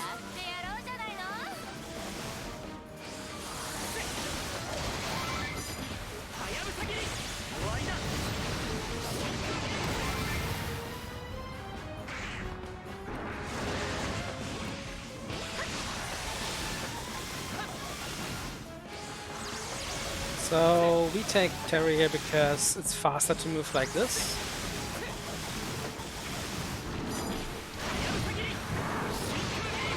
And we have a friendly Hell Gladiator again, who of course stands no chance against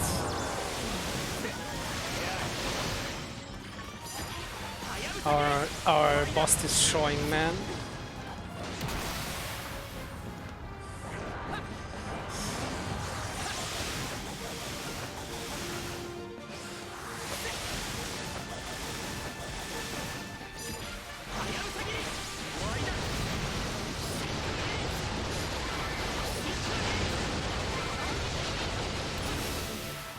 Okay, now this guy's toast, and we can focus on killing the last Mawkeeper in time.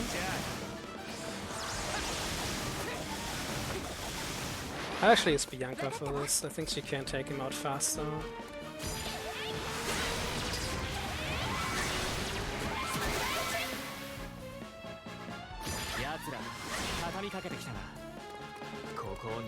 If I can take out this Mawkeeper quick enough, it won't spawn the statue enemy. I think I barely got it.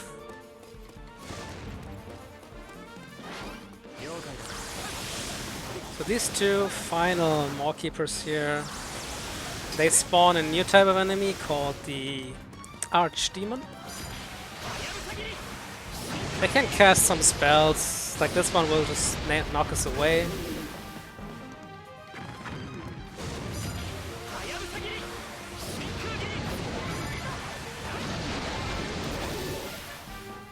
But this one does not really endure many hits.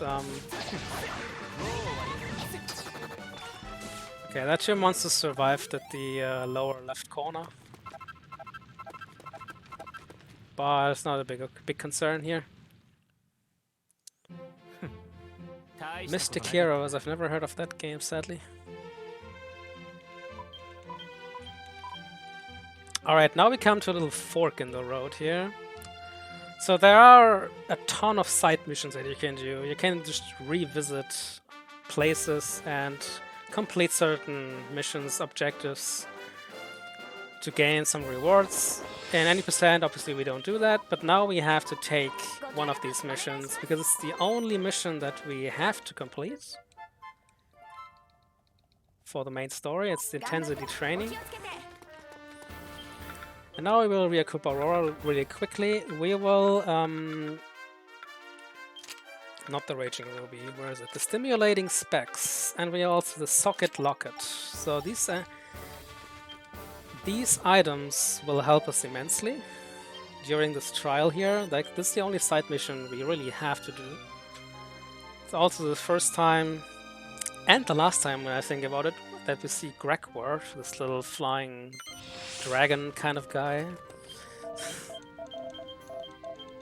We would see him a lot more often if we did all the side missions, but yeah, we're not doing that. So now we have to basically push up our tension. And the stimulating specs let us start the mission already with like 40% tension on our bar. So it's immensely helpful here. And now we have to somehow build up our tension as quickly as we can. And mostly we'll just do that by charging it up like this. So the objective here is to just use one of these tension attacks.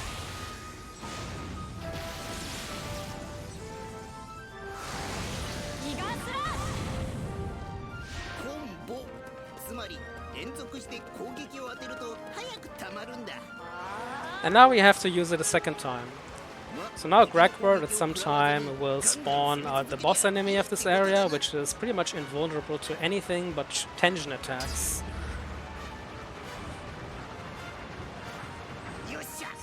So as long as these monsters leave us alone, which is right now.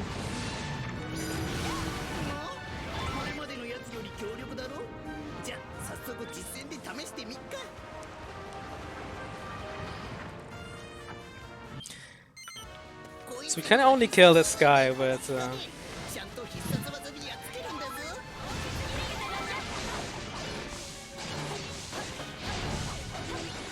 can only kill this guy with a tension attack, so we basically just use him as a tension charger to fill up tension gauge as quickly as we can. One-shot him with his attack. So now you see this tension attack deals way more damage now than before. It basically jumped up from like 800 damage to over 2000.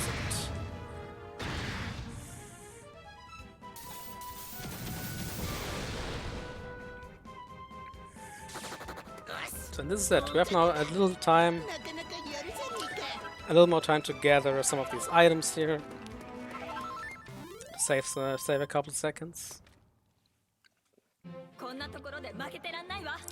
So we put on the stimulating specs, which lets us start a mission already with a a part of the tension bar being filled up. The second one is the socket locket, and what it basically does is it increases your damage if your party is smaller than 4 people. And we are alone on this mission, so it is a significant damage boost. It was not really relevant for this mission, but it will be in the next one. So now comes the White Dragon fight. So the White Dragon fight is also pretty special in New Game Plus because it has 2 phases where it jumps away and you cannot hit it for a couple of seconds. We can skip both of these phases if we play well and if we get a little lucky. So put on this garter item here. This will increase our chance to stun the enemy. So this mission was not available until we completed the side mission before. And now we have to defeat the White Dragon boss, and what we first do is we run away and grab this item out of this jar here, which instantly fills up all of our tension.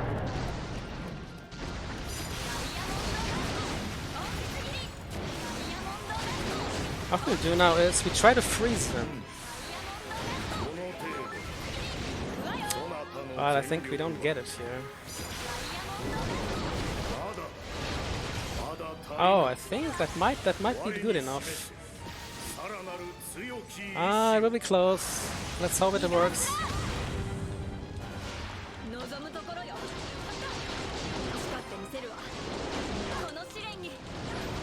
Oh no! I was like two hits away. Okay. But we definitely skipped one of these phases, so he doesn't have a real damage, like an HP barrier, where he's invulnerable after a certain amount of damage. But he will just initiate this jumping away. So we didn't stun him, and we also didn't freeze him with this attack. The Frost Slash can actually freeze enemies. But it's unreliable. Yeah, that was just like 2 slashes away.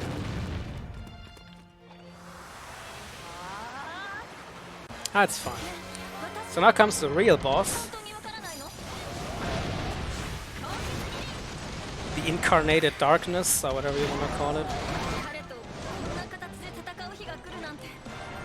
So basically we want him to stay as close as possible.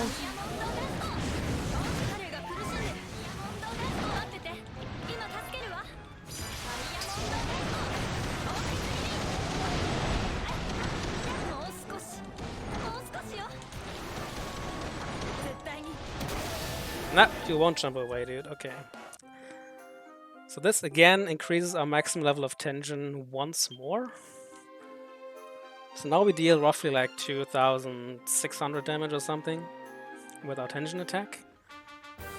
And now we also got Lucius back. We have rescued him from the darkness, and now everything is being cool again. Now we re-equip the meteorite braces on Aurora, because we are pretty much done with the stimulating specs and the garter item.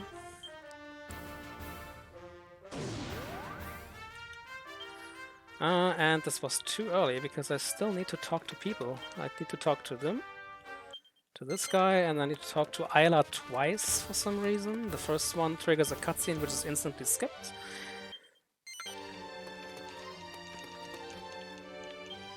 Now we can enter this one. So now comes the reason why we had to keep Ayla in our party all the time. Now we had to Dawn's home. And Dawn's home is her home. Like she was born there, but she escaped from this place at some point. Like people who are living in Dawn's home are usually not allowed to leave this for like forever, because they are kind of the balance between good and evil, between light and darkness and stuff like that. So they're supposed to stay in this village forever. But Ayla was not really into that. She just was the rebel of the family and just escaped it one day. He got knocked away pretty far. So Ayla is with us here, although she's not a playable character in this mission. But she is rather an objective that we have to protect. So now there's the Archdemon and the Mockkeeper spawned up there. For some reason, Bianca is the only character in the game who can reliably jump up big ledges like this. All the other characters can sometimes do it, but most of the time it just straight up does not work. But Bianca has this weird mid-air leap, which allows her to like always make it happen. Nice work, Ayla. Ayla just killed the last enemy there for me. That's really generous. So now Ayla introduces us to her home, Dawn's home, and first we have to get there. But sadly, the path that she usually takes is blocked off now by some trees or whatever. And now we have to find another way into the village, which will of course takes us all the way around the map.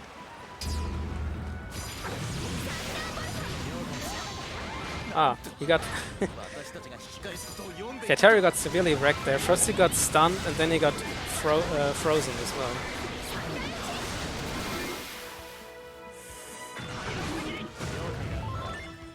That was some bad RNG, Terry. Sucks for you. Okay.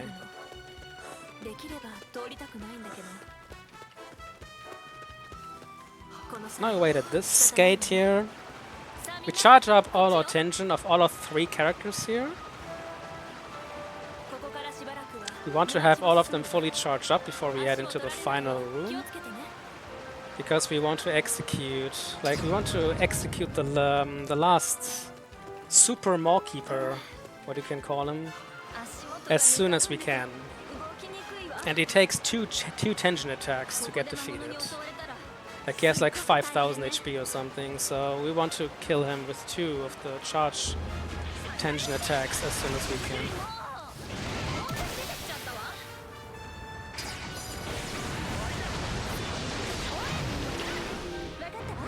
Alright.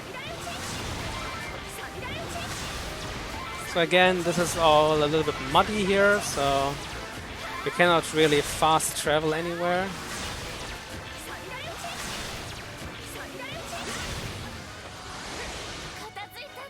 Alright, that's the monsters being dealt with, and now we just try to hop around here and continue charging up our tension bars.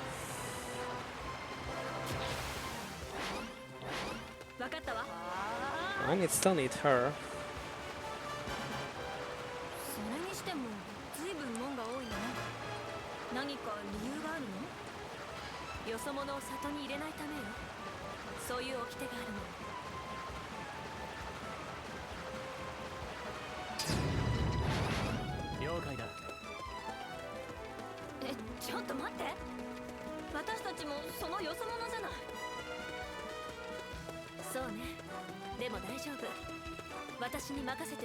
So here now one of these cat enemies will spawn.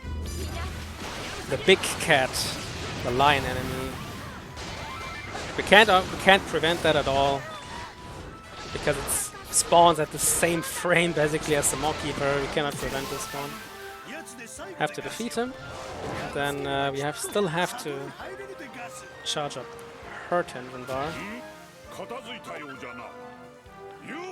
Now we actually activate these, all 3 at the same time.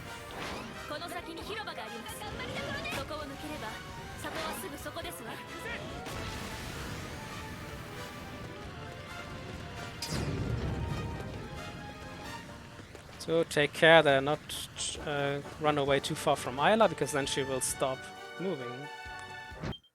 So now I try this. Like this tactical warrior, what is called? Tactical wizard. This is the super Mockkeeper. Like he summoned all 6 of these Maws. And he takes 2 hits. from this stuff. So we try to hit as many monsters as we can with these attacks, but also we have to do it relatively quickly because this guy can also just run away whenever he wants.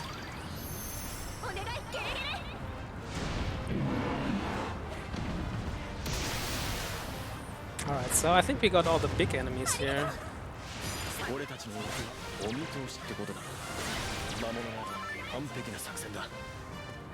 Okay. All the monsters are dead already. That's pretty good.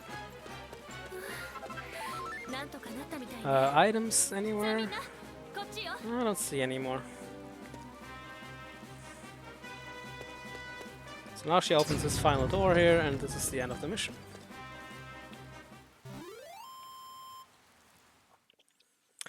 That was a pretty good execution there at the end, I think.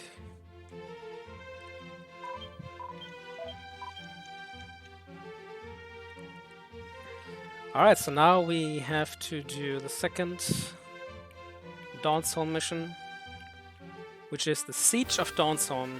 Also a pretty long mission because it's a pretty big area, and the mock keepers of course always spawn in the edgiest of edges and corniest of corners. Alright, so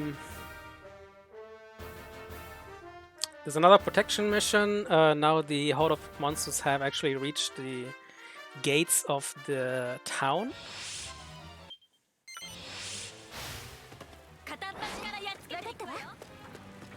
We just move forward here, just let this thing trigger. And there's this Hellcaster minion, which is controlling the cannon, which is constantly shooting at the barricade, which we have to protect. But if we place this plasma dome at the right place, we can just kill him from a far distance.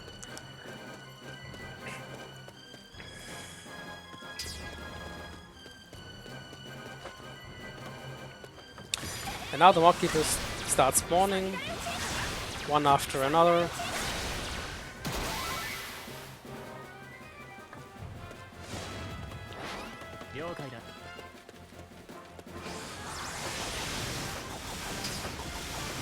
And the next ones will spawn at the right side, one in the swamp and one right here.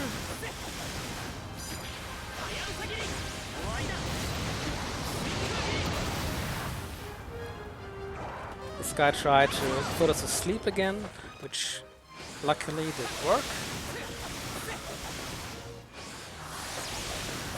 For falling, we don't really want to fall into the swamp here because it actually takes a little while to get out of there. Ah, the Archdemon spawned, that's fine.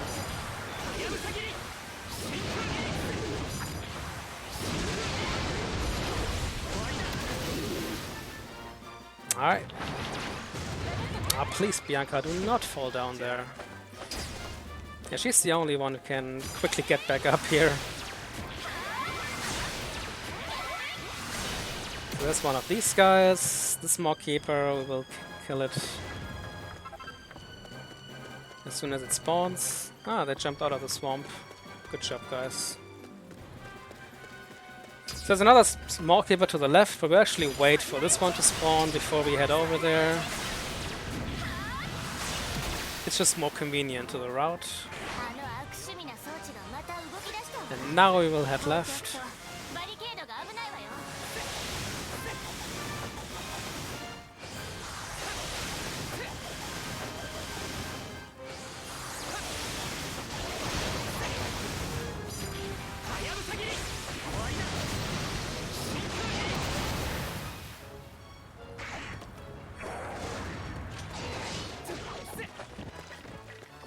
Okay, the next one takes a little while to show up, but I think it would also be here.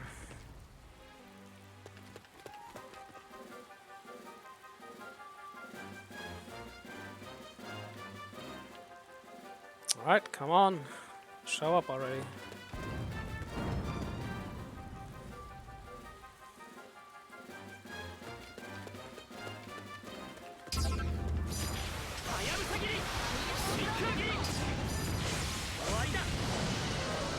Oh, he jumped away from us.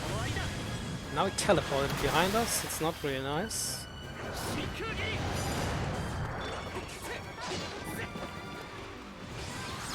Okay.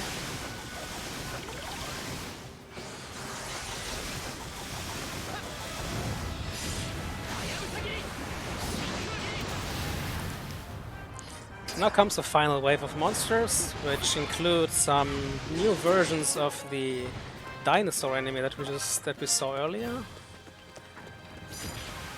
They're now called the Tyrantosauruses.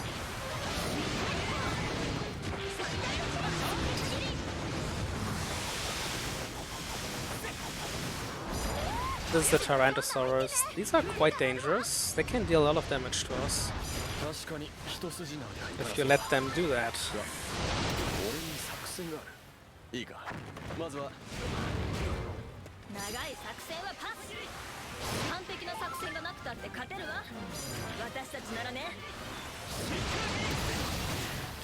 Right. Okay, now the monsters are fleeing, which is good.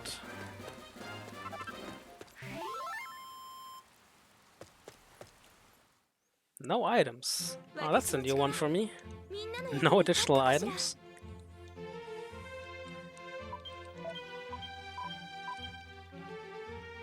It's always good. It always saves a little bit of time.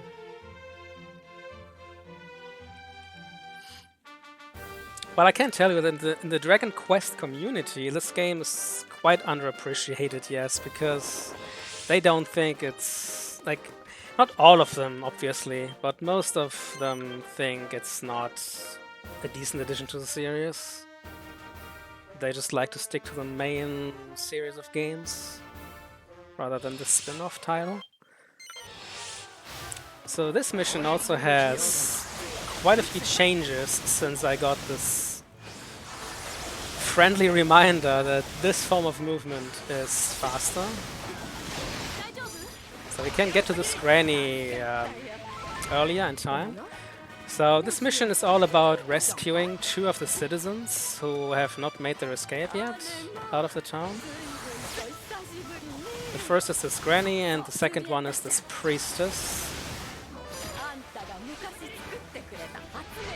So first of all we have to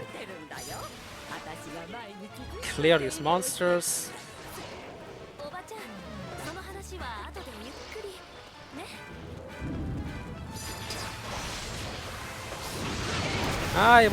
He wanted to put us to sleep again. Bianca fell asleep. That's fine with me.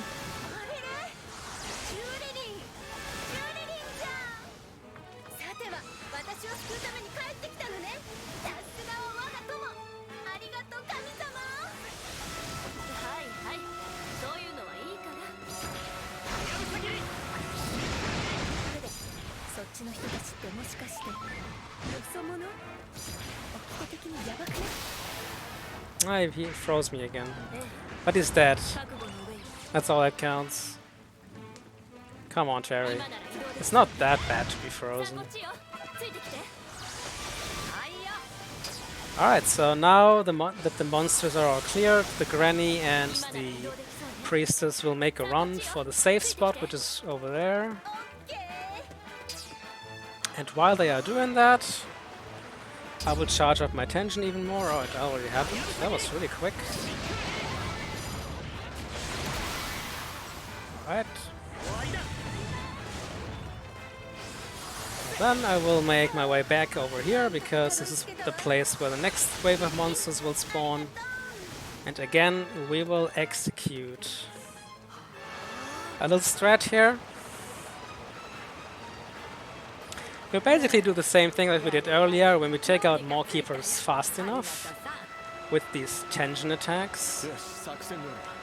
Then they will actually not spawn other big enemies, and this will come in handy right here. I will place myself right here. This will hopefully take out both of them. Go to attention mode right now. And this will take out both of them before the monsters will spawn.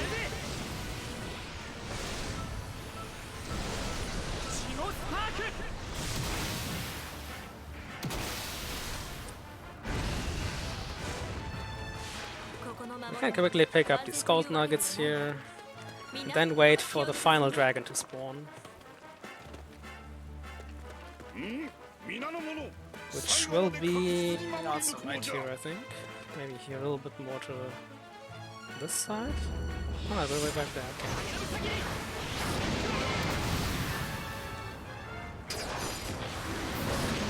So this green dragon cannot be skipped. But it's also like, it has no chance against Terry. He was not even able to execute like one attack.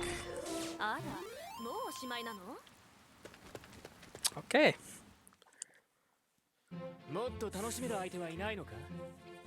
So that was the second to last mission in Dawnstorm. The last one will be the boss fight against the Killing Machine, I think. Oh no, it's not Killing Machine, it's the next version of the Killing Machine. I forgot the name.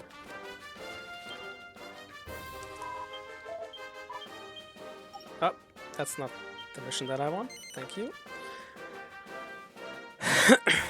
First one is called the Arms Demon. This is basically the stronger version of the Hell Gladiator.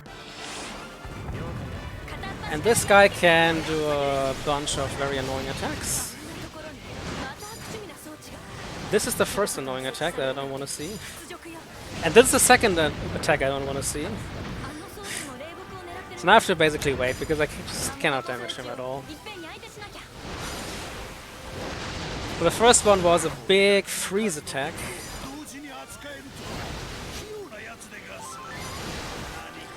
And the second one was like a charging attack where you just can't do anything. So now that we took out the first one, the second monster is quite pissed at us. But we just don't care about it.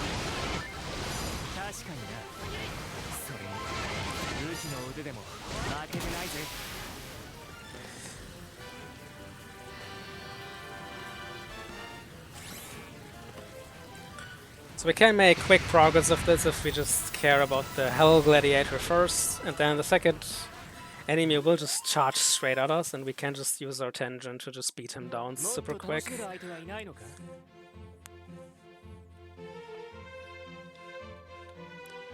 Okay, so now we have Dawnstorm done. We have now acquired the nectar of the Tree of Life, so we can finally free Yggdrasil from the darkness. And now we are heading into... we don't have to talk to him now. I'm never really certain when I have to talk to people. That's not the one that I wanted either. Okay, this is the only time that the game does not instantly point us to the next story mission. I think this is just an oversight by the developers, because this is literally the only time the game does that, or does not do that. So now we already were here one time, where we got introduced to Bianca the first time, but now these enemies are quite stronger.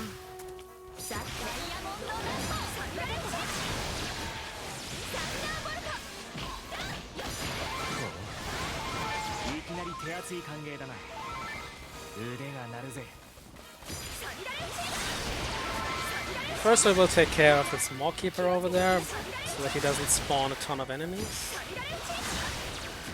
These Gatekeepers are very annoying because they can just dodge our attacks if they want to.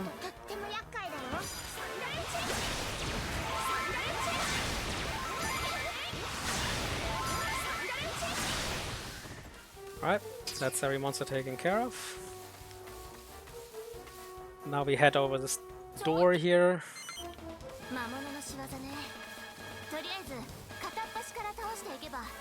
And wait for it to go open.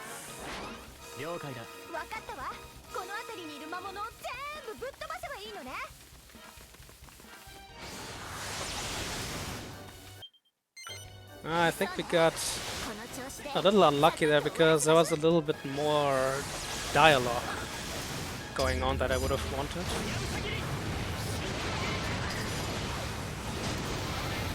So this troll boss enemy here, we already saw it as a boss enemy in Like when we had to fight him and the Cosmic Chimera.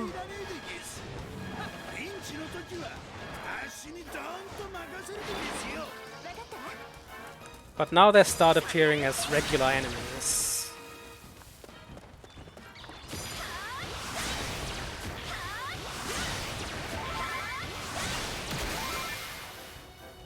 So there are 3 more keepers here.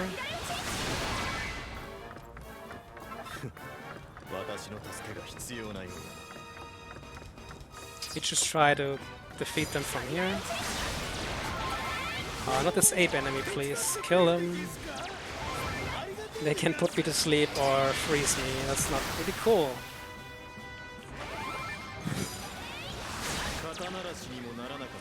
There's also a Tyrannosaurus in the background, but we don't even have to walk to him. We just kind of take him out with range attacks.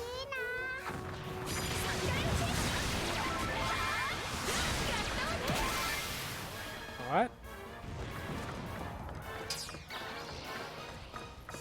So this time, sadly we cannot skip these final Maw-Keeper and the spawns.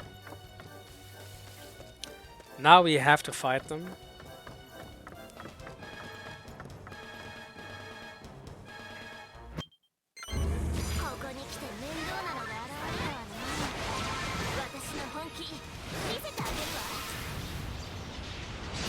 Okay, Maw-Keeper is dead, that's the most important thing. Hell Lion is dead. And there's one more troll boss here.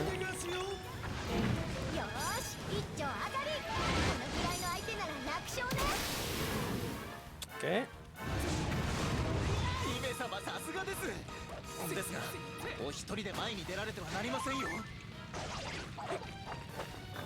Damn heal slime. Okay, we didn't pick up the items there, but that's fine.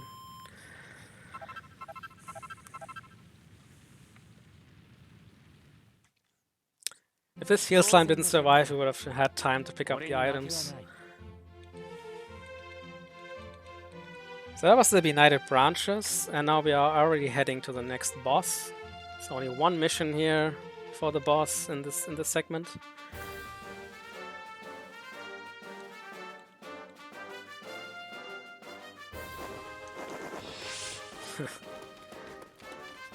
Alright, so now we get introduced to again a very annoying type of new enemy here, which is called the Barbatos. The Barbatos has some very annoying attack up its sleeves. So this charge attack is very common, this is what he does all the time. But he can also use an Eclipse attack. Yeah, he just does that. And this prevents us from casting spells and using abilities. Oh, nice. We just got cured of this status effect. Because the only useful thing that Ayla can possibly do, and she just did it. I'm very proud of her. So she has basically a spell that cures all party members of all ailments. And that was the perfect opportunity to use it. So that was a supreme quick boss fight, I have to say.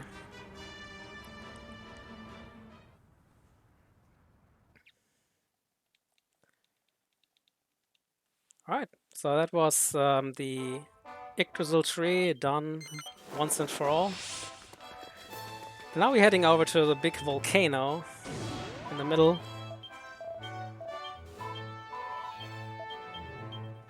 It's called the Fault. And the first mission is called Welcome to Hell. And this mission is very unreliable. Like sometimes I can get it very fast, but most of the time it somehow just doesn't work that way. It's kind of dependent on where the enemies exactly will spawn and how they behave, whether they'll walk. Like not this one, this is always the same here. I just pick up the Demon at Arms and place him here at Helix. Because if I don't do that, I can't skip it. I can skip fighting can skip picking up this medal, but then Helix can just get completely destroyed. Because he is not the type of... He's not the type of enemy that endures a lot of hits.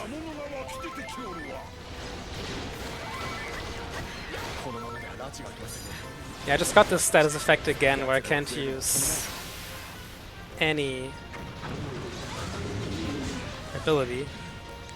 So I was just attacking with regular arrows all the time. So here are a couple of big enemies, and yeah, this guy running away is already bad.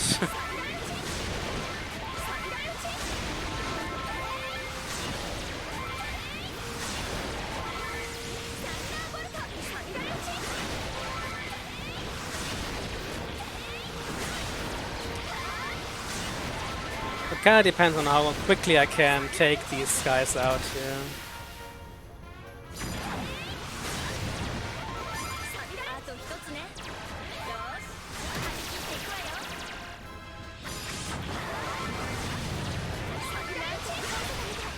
Yeah, I didn't take him out quickly enough. Yeah, another Demon of Arms just spawned. I have to take him out as well now.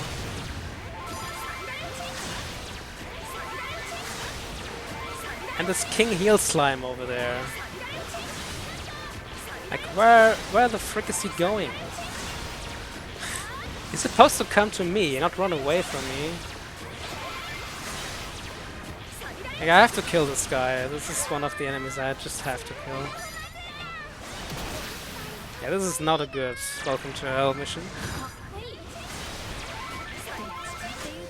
Yeah, just behind this wall there's another King Heel Slime. And I believe when he is killed, then the mission ends.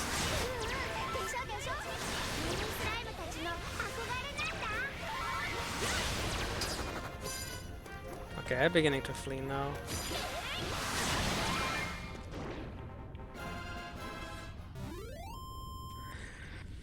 Nah, that was not a good mission.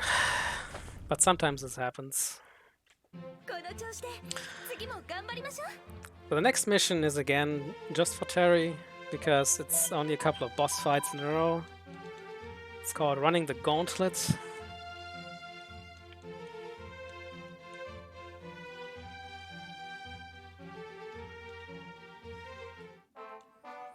And we have to take out 3 bosses in a row, no, 4 bosses in a row.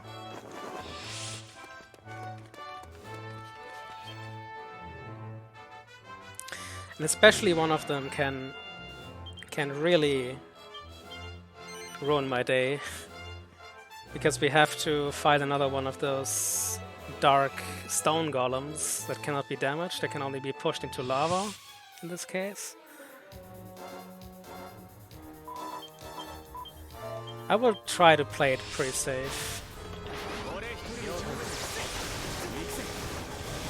But the first one is another one of these kitties.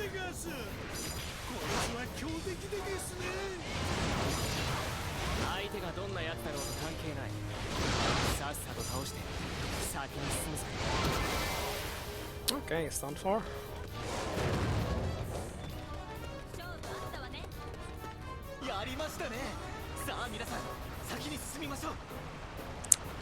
Wow, okay, we actually skipped a lot of dialogue there. We saved a big chunk of time. But now comes this bad boy here, the Grim Golem. This can really ruin my day.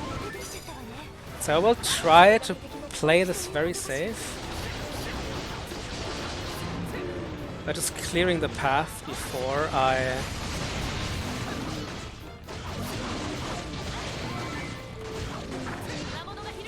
Okay, 1, 2, 3, and he's done. Thank God. Sometimes he just doesn't fall into the lava because he gets just blocked by these vases here, for example. Which is really annoying. And then he just refills all of his life bar and you have to start over. Sometimes he also gets blocked by the other enemies that were surrounding him, so... I was trying to make a clear path there on the right side, because that seemed to be the best thing. Okay, so now we have to defeat this uber-killing machine. And after that, it's onto the type G0, or type Go if you want to.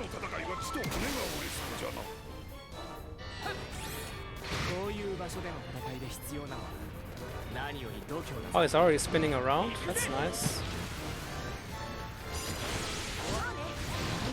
So this type G0 is defeated pretty quickly because it's one of the most intimidating enemies in the game. He deals tons of damage when he whirls around like he just did. But he has like no HP gauge. He falls so quickly to 2 of these combos. And that's the mission done.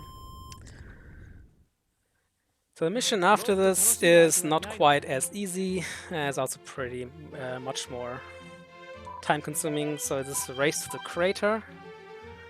So basically we are following the bad guy Velasco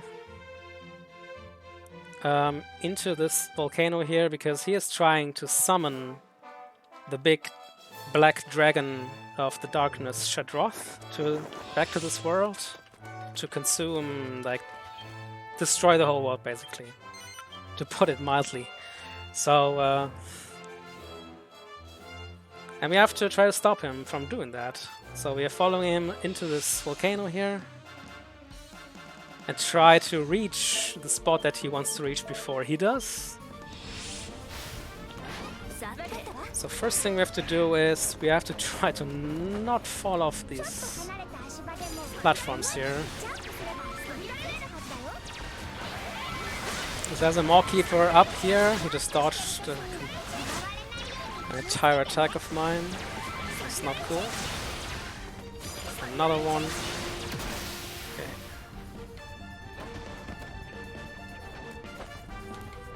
And then we hop back. Do the same thing on this side. There's another Mawkeeper right over there. We can't really reach him from down there, so that's why we have to do this detour. I had 2 Mawkeepers actually here. And they're all dodging my attacks. I don't really like that.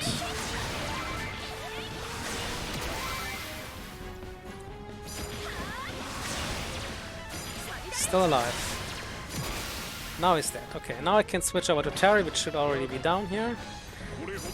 And he can take care of these ground enemies.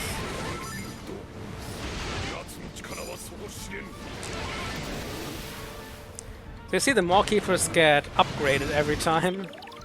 Now they are already these big archdemon enemies.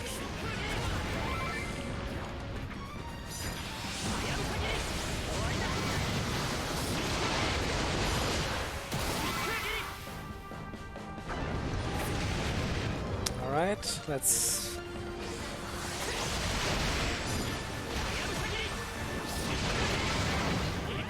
Now we go to tension mode. Because tension mode, I didn't even really go over this. When you are in tension mode, not only are you faster, you attack faster, you move way faster, and you also deal more damage, but you also are completely immune to any form of damage or crowd control while you are in this mode. So that's why it's so super useful.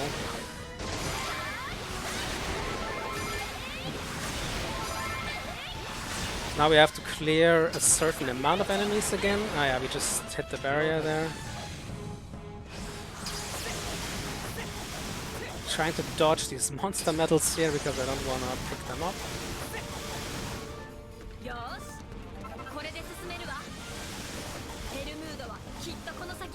Alright.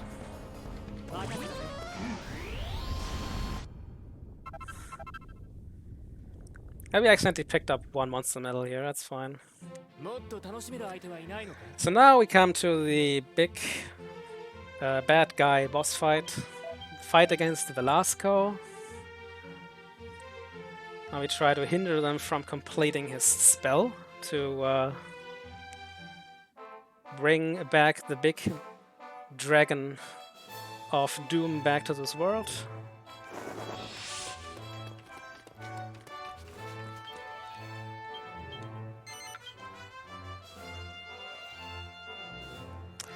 It's quite an annoying fight because you have to wait at the beginning for like a minute or so because there's a certain amount of dialogue going on first.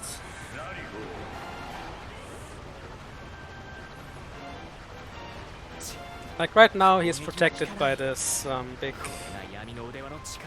sphere of darkness. So it gives us a good opportunity here to just charge up our tension bars. Oh. That was rude. Just putting me to sleep there.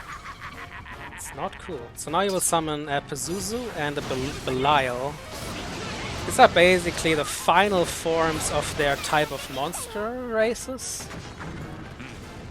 These Pazuzus are especially annoying because they can cast instant death spells on my characters.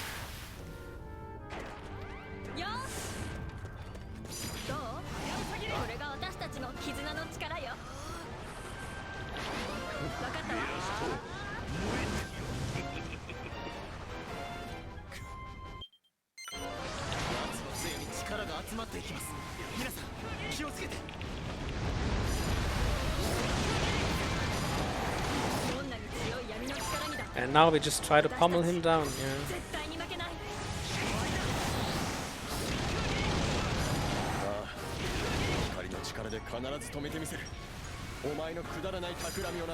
So hopefully he won't, yeah, just as I say that, hopefully he won't teleport away as much. And the instant teleport, okay. I see where we're going there, game. So I will just use the Tensor check now. This will stun him for a few seconds, so I get some free hits on him.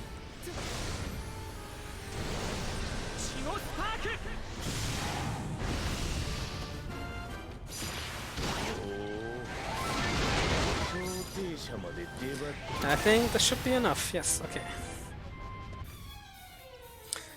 Okay, so now we have stopped his ritual to bring the dragon back, but of course the ritual has already been completed. He was just fooling us. So now the dragon is on its way to destroy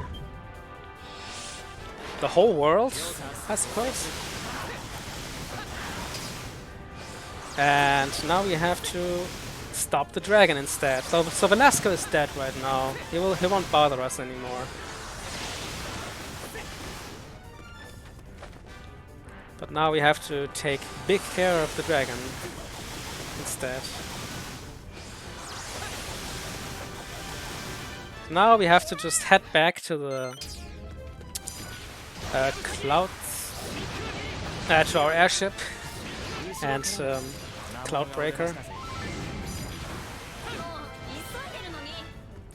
But the game now puts these annoying, like, boulder enemies in front of us.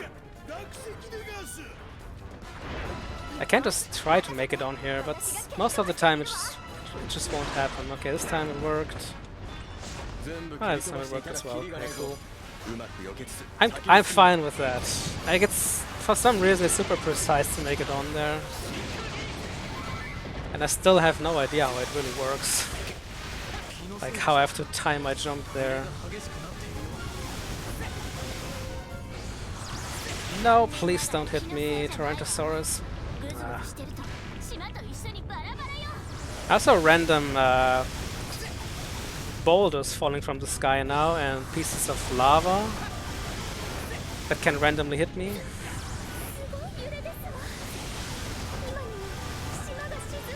But we don't have to fight anything here. Technically, we just have to make it back to our starting spot. But of course these things are perfectly in the way, so we have to take these out.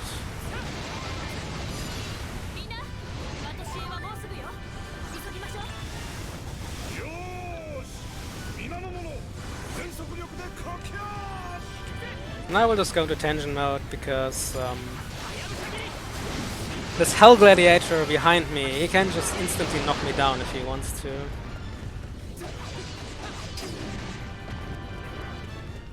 Alright, so we made it safely back. But now we instantly get into another boss fight, which is the Hydra, which is blocking our way out of here. And defeating the Hydra is quite an adventure, because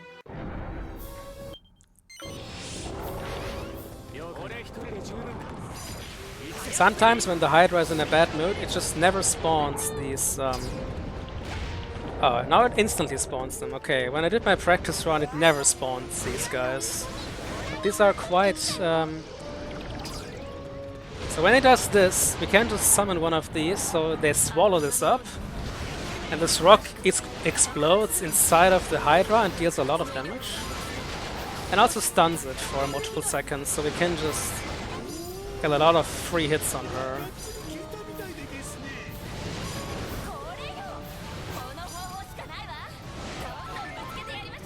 Okay, let's just go with...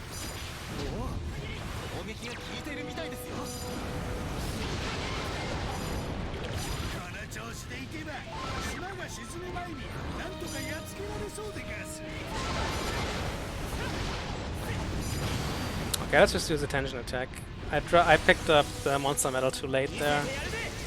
I wanted to do the same thing, but I picked it up too late, so I will just use a tension attack now to stun him.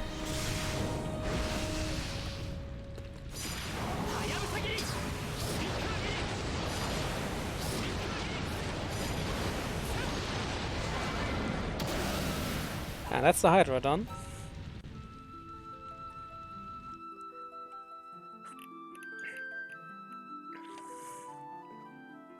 And now we're heading onto the final stretch of the game.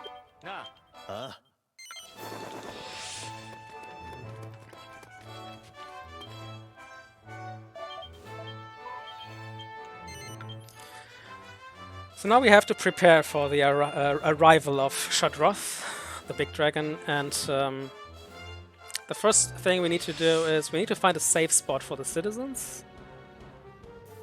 And the best spot for this would be the castle, the big castle's cellar. So if you're familiar with this, it's because it's the exact same spot as the very first mission we did.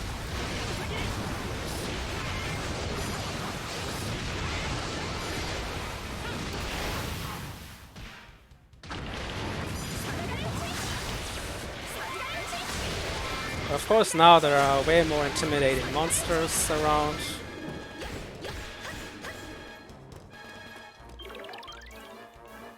Let's pick up this Tyrannosaur medal.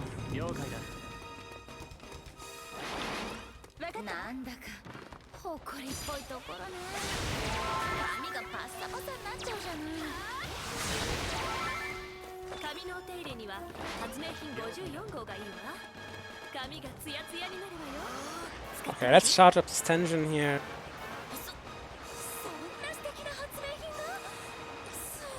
So this final room over there, that's already the final room. It's a very small map, as you remember from the very first mission. If you stuck around since the beginning, you will find this looks very familiar.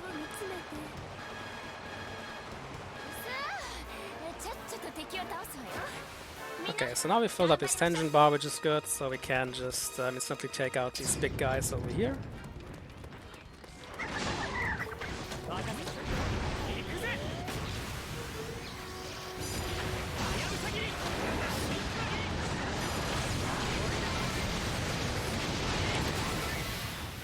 That was the Uber killing machine, and now comes the Demon of Arms.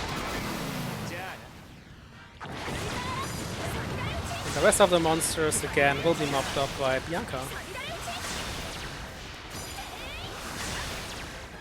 And that's it.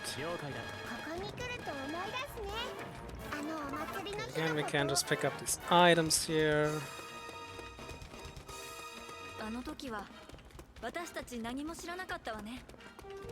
Now I have to wait for the store to open. So this is the final... This is the final line of dialogue here, so we can already charge up this attack here to make it here the quickest way possible. So that was what lurks beneath. Next up is clearing out the castle. So now we have secured the cellar of the castle out of monsters, and now we have to clear out the entire rest of the castle out of monsters. And we also have to make sure that they don't destroy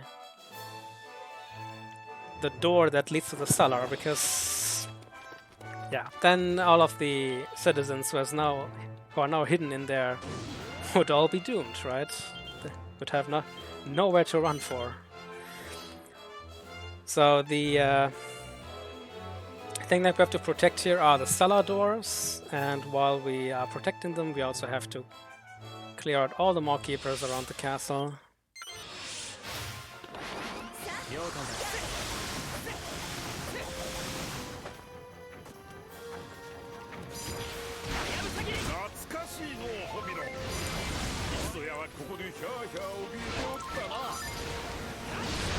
We'll instantly take out this Tyrannosaurus and then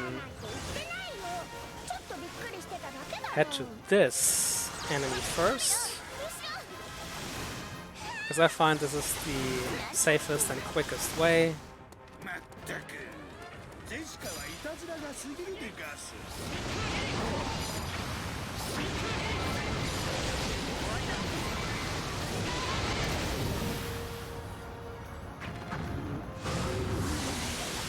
And we're heading back down.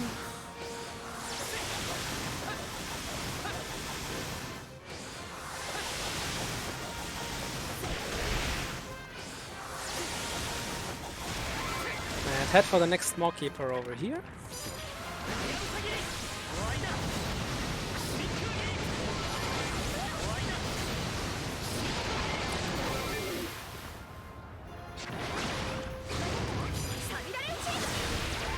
And now it's Bianca's time again to shine. Trying to defeat all these very bulky... Still one behind me, okay. It's very bulky zombie enemies here, which again have way too many hit points.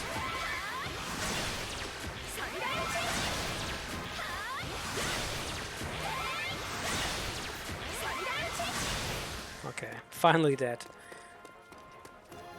So already some enemies at the cellar doors, and you see it has already taken a good amount of damage.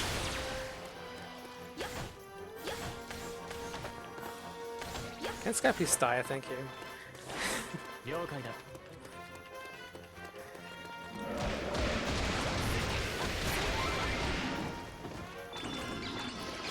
Okay. Oh, there's still two more enemies here.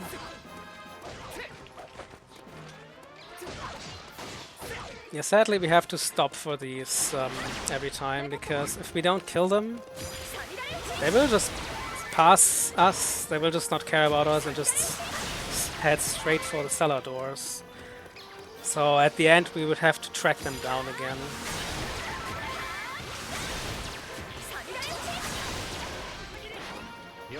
Okay, now the Barbatos has appeared.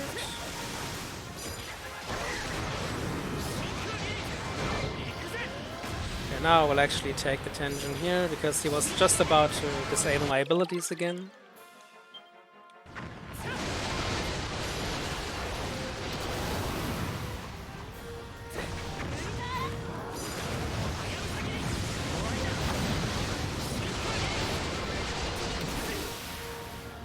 Okay.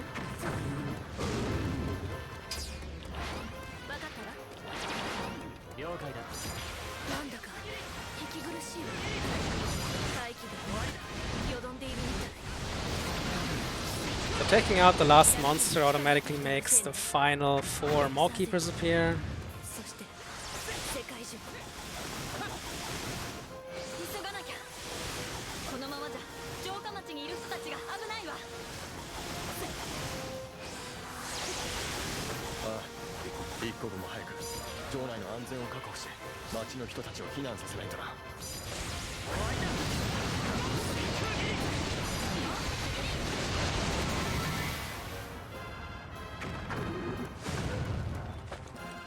Okay, and now it's time to head over to the last 2. More keepers over there. Sadly, I don't have tension. Normally, I save my tension to make it over there quicker. But I think I would have lost even more time if I'd have that Barbatos make disable my abilities.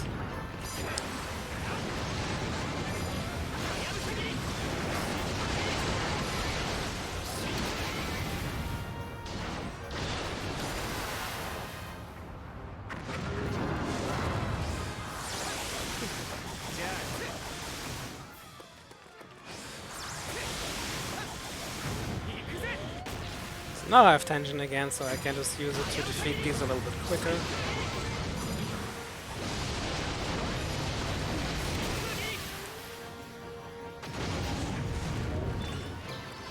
I think I will just use this now.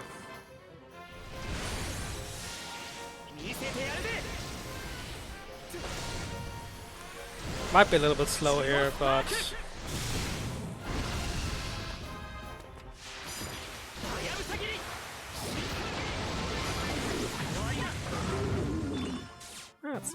that's all of them.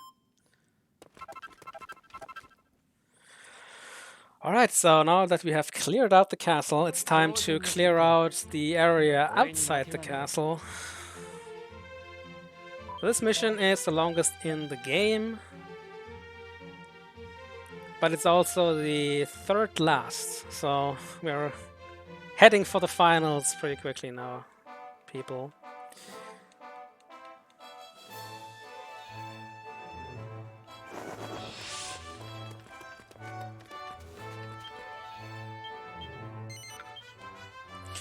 So no citizen left behind. Basically, we have to do the same thing as in Down's home earlier. There are a total of 4 citizens that have not made their escape. And we have to lead them to the castle. And of course, they are as far away from us as possible. The first one is a granny again. So the granny is trying to fight these monsters with her frying pan, which looks kind of amusing, but it's not very effective. See over there using her frying pan. So as soon as we come close to her and clear out a few of these monsters, she'll actually start heading towards the castle.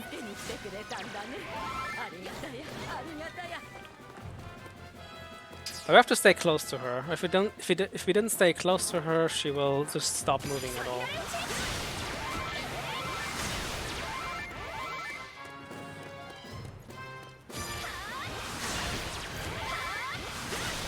We have to especially take care of these flying gargoyle enemies, because they can cast tornadoes, which will knock everybody away, including the granny.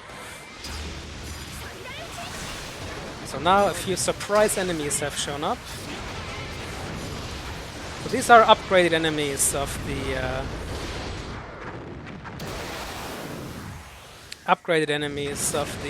Barbatos, which are called Lucifers.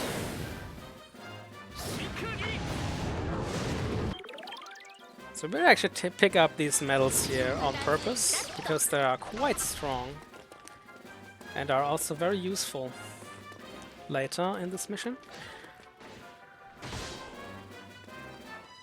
Okay, so now we just have to escort her to the castle. While we do that, we can actually try to hit a few of these enemies already.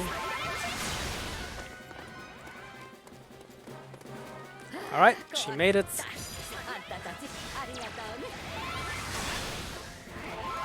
Now we can just take these few seconds here until the thug will call for help. So the thug has been imprisoned because he committed a crime earlier, but he was not rescued.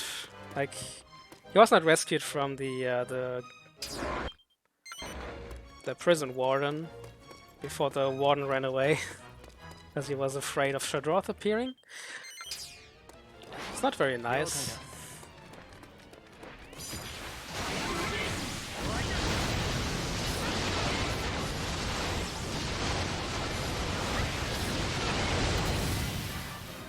So we only have to defeat the super killing machine, which apparently has the key to the cell doors. No idea why, but...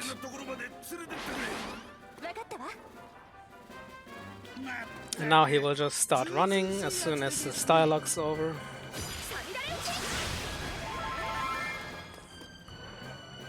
You have to stick close to him. If we don't stay... Oh god. There's these tornadoes that I was talking about. They will send us flying if they hit us. And again, a few surprise enemies.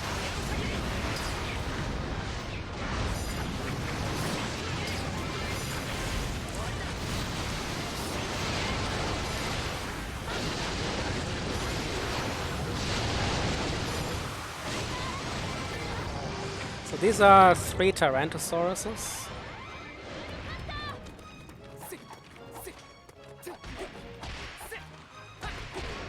Is he still alive? Oh, he's still alive. He was just fighting with Bianca. I didn't even see that. Oh my god. These are the only enemies you have to kill here. Then the thug will immediately head for the castle.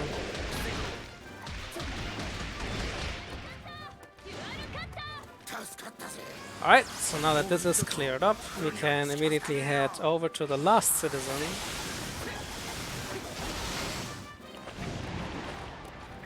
Actually the second last citizen, but this young man has lost his wife.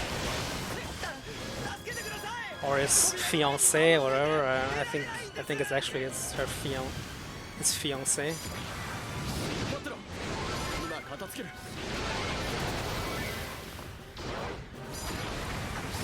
And she's also lost, and we have to find her now. First we have to defeat 2 Lucifers here and a Barbatos. So we now have all of these. Oh, I didn't really want to do that. I forgot to change characters. Too bad. That's like 10 seconds of time lost. But not too bad. Okay. So while this dialogue's going on, I charge my attention back to like half or even 3/4 or 2/3 or whatever I see. So as you might suggest already, this young man is now trying to find his girlfriend, and he will basically run around the entire map now until he finds her. And we are getting like 4 surprise attacks in total until that happens, so... Oh, we actually get the entire bar filled up. That's pretty cool.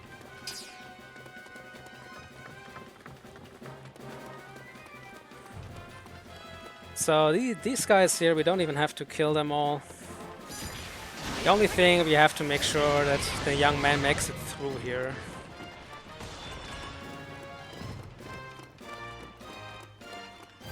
So I try to distract this guy here a little, so he doesn't attack the young man.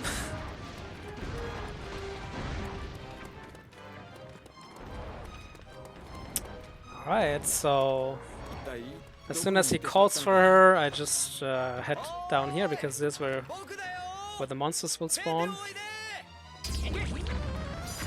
I also will spawn one of these guys, because they actually deal quite a bit of damage.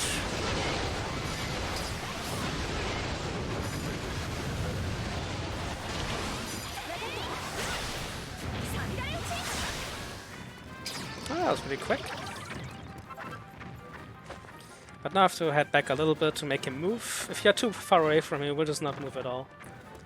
And even worse, if you move too far away from him, when monsters are nearby, he will start fighting the monsters with his epic wooden stick he has in his hand. Which you might believe is also not very effective. Alright, so now hopefully this guy will not distract us too much. Can this guy please pick a lane and just go? Thank you. Okay, the overkilling machine we can actually just stun for a few seconds. This will give us enough time to make it past him.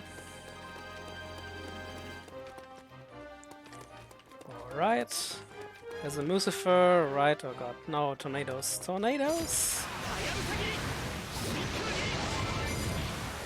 Ah, I forgot to put up Bianca there. I should have switched to Bianca. We'll just kill this Lucifer right now. Pick up the medal. So see, well, he starts fighting with the monsters if you're not nearby, so you just won't really let that happen.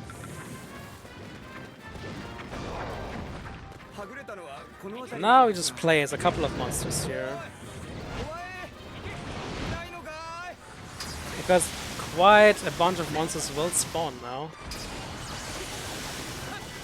And now we head up here because there's a spellcaster here that we can use. Hopefully they are bundled together, so we all hit them at once.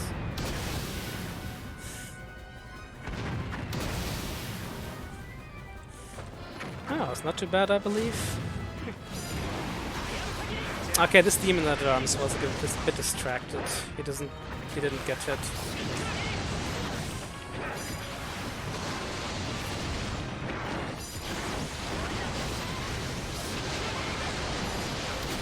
So we have to kill him the old-fashioned way, I believe.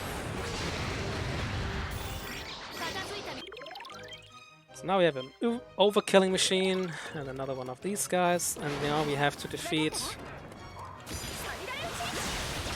I also have to defeat these little guys that are these little yellow guys, which are called, I think, Genie Sanguini.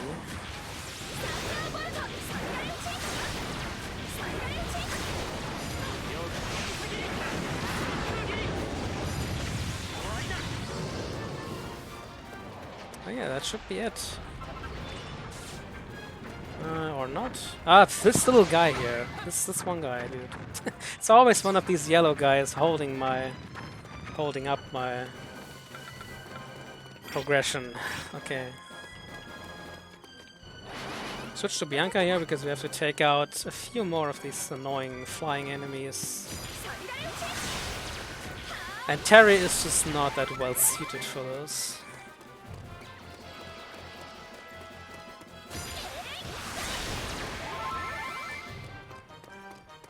Alright. So when he reaches this spot, it will make this Mockkeeper spawn. Together with 2 Tyrantosauruses.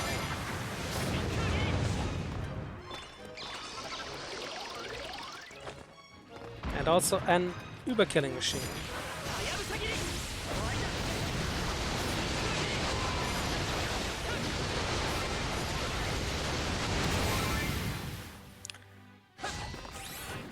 The Gust Slash of Death. We will actually sacrifice one of these for the Überkilling machine. So now we're heading into the final stretch of the mission, finally. I must say, Terry just took a real heavy beating there. He's down to 500 HP.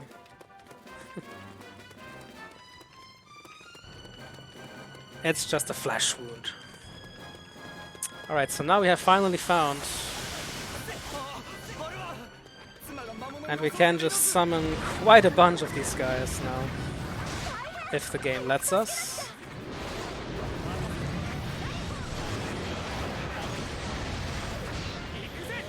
We're also going to tension mode here.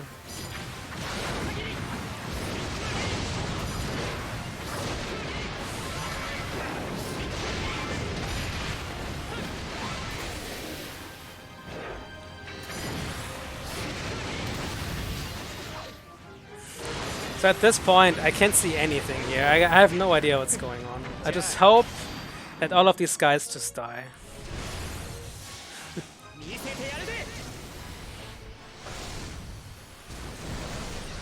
Okay, I just gotta use this on this poor zombie here. So what is even left here? This one's on me, okay. What is left? There's still an enemy left. I can't see him really.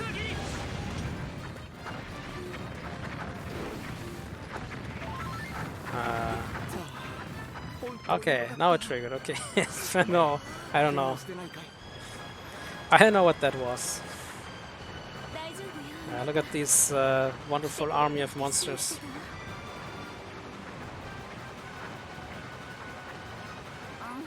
So Maya gets quite annoyed at these, being happy that they found each other again for some reason.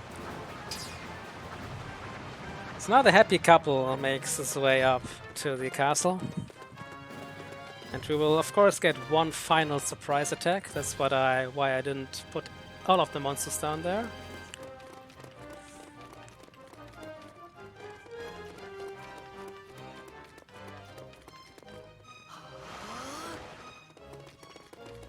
That's a liquid metal slime. I just don't care. These give quite a large amount of experience if you kill them, but we don't need this because we are already max level.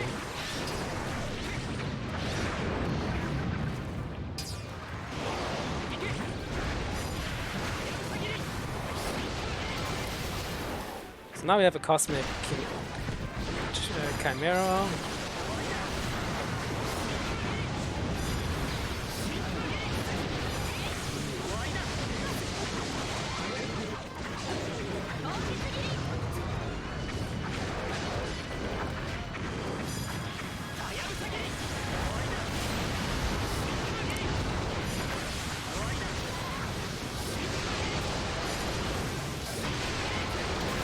Alright, that should be the final monster to kill here.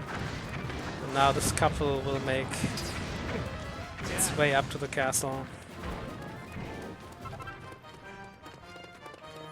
Alright, and that's the longest mission in the game done. So now every single citizen is safe and sound. And now we can actually prepare ourselves awaiting the arrival of the Dark Dragon.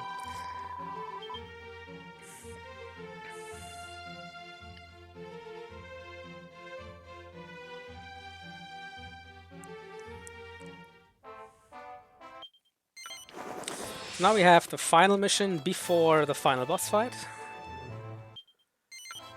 This mission is called Do or Die in Downtown Arbor. And this used to be the final mission, the longest mission in the game, but I found quite a few shortcuts here at the end. So let's hope they go well.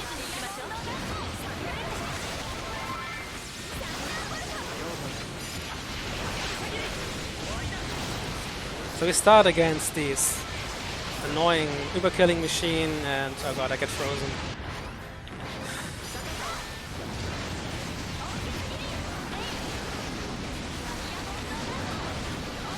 Okay, this uber-killing machine is going ham right now.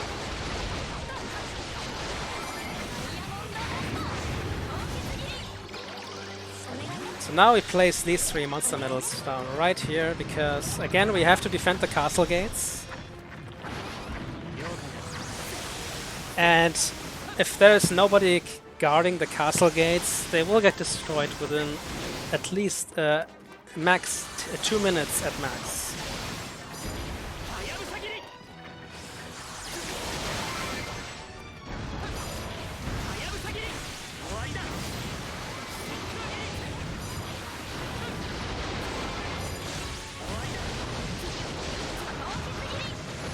Okay. Let's pick up this one as well. It's a king heal slime. And these guys are very useful because they can replenish. First of all, when you summon them, they replenish the health of all of your party members. And secondly, they will constantly replenish the health of friendly minions. So if I place them right here, they will just constantly heal all of our friends. Which is quite useful because they can get defeated. Now I also take a quick look at the timer on the top left there, because I need to arrive at my destination before the 3-minute 20 mark. Okay, that should be totally fine here.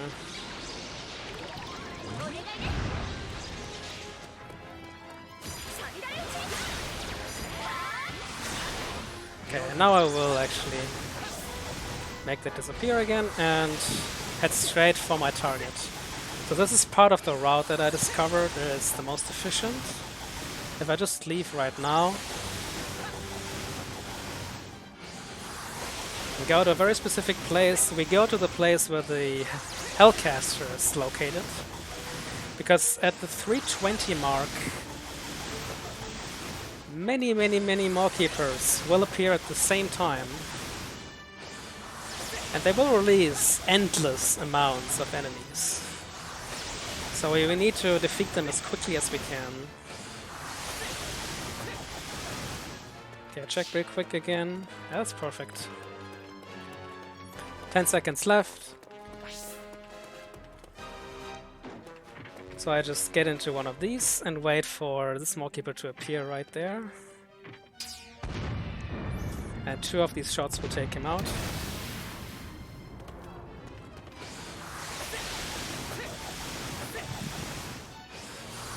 And then we head to the next one.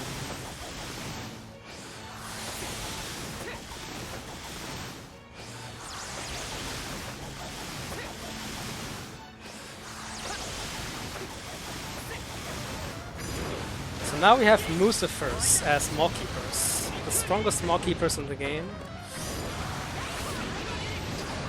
They are very bulky, as you can see.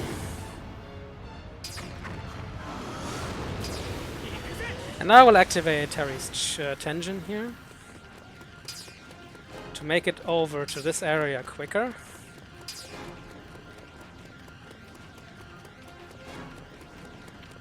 I will also release the Tension attack here to deal a great amount of damage to this Maw-keeper already and stun him.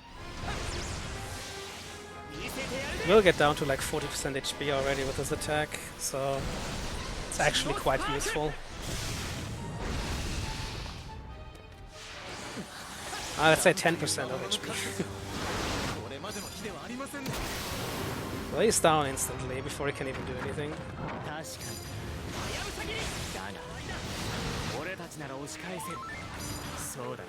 Oh, he's already dead? Okay.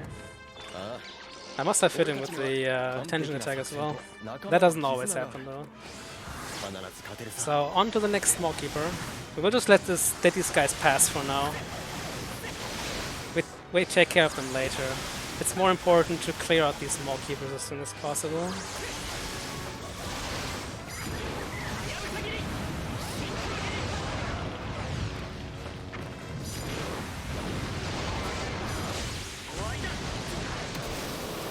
This one is dead, and now we have to head into this room here. There's also one hiding here.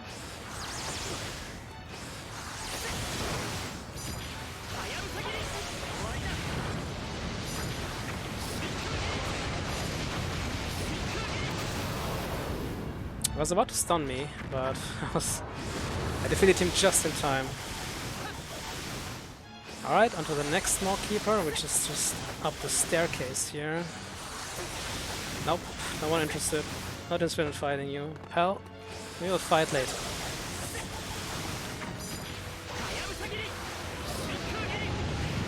Nah, can't do anything about that one.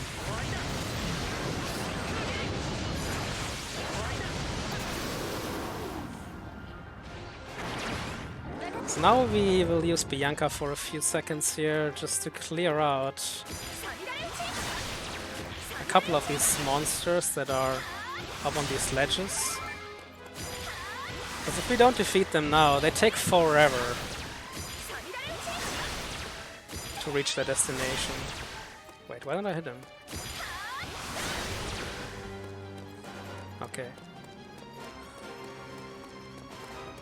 So now we kind of abuse the game's kind of funny, faulty mechanics. So there's a Maw-keeper right under me. because Bianca is just sublime at shooting through walls and floors, we can just instantly take him out from up here. You don't even have to go down there.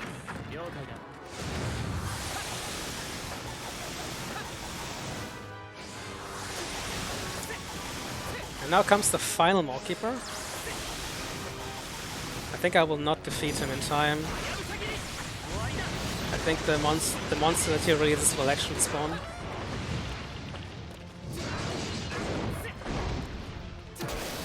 Ah, it will not. Okay. We are still fast enough. So I think this would have spawned another of these statue things. But we skipped it, so all cool. Yeah, we do just take care of this guy here because he's just way too slow to get over there in time.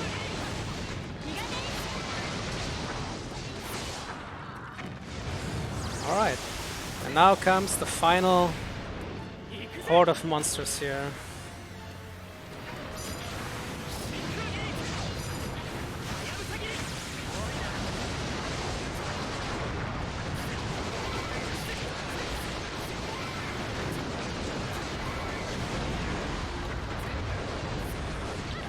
Okay, this time I will actually not make this final attack.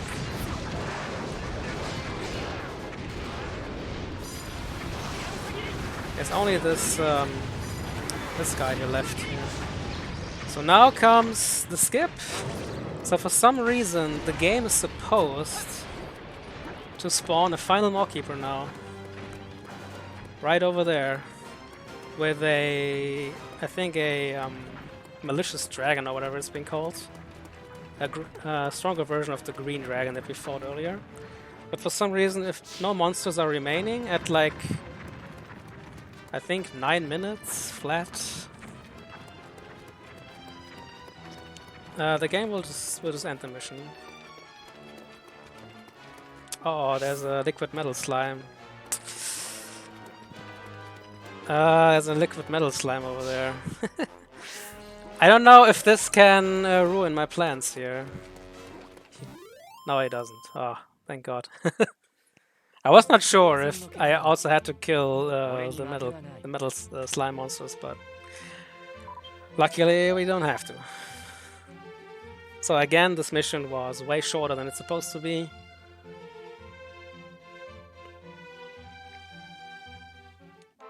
And now we head onto the final boss fight.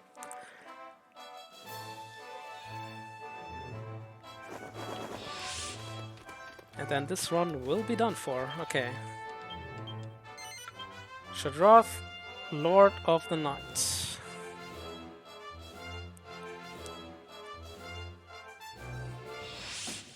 So this is it. And the only thing that we can do in this situation, and the most efficient thing, we just run away.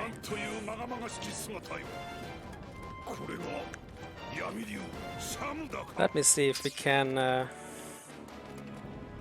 like make a nice setup for a selfie here.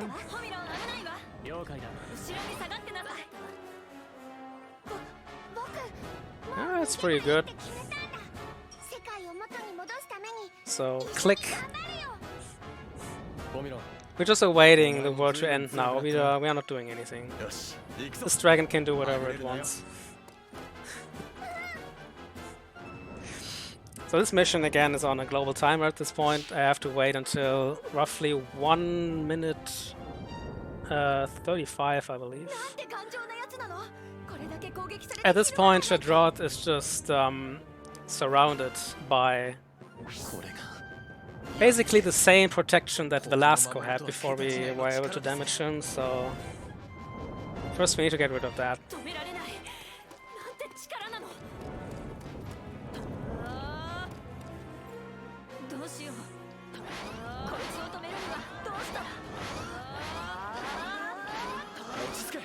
Maybe if we just fist bump enough, we can make him go away.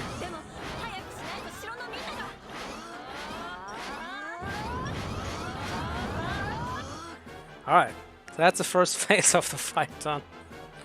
Just waiting. So now I actually try to execute a somewhat precise strat here. I try to stun lock Shadroth now.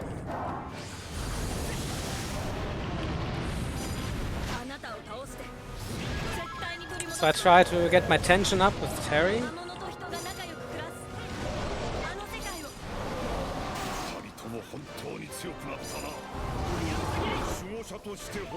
So when Shadroth loses about, I don't know, 25% of his HP bar, he's trying to fly up in the air.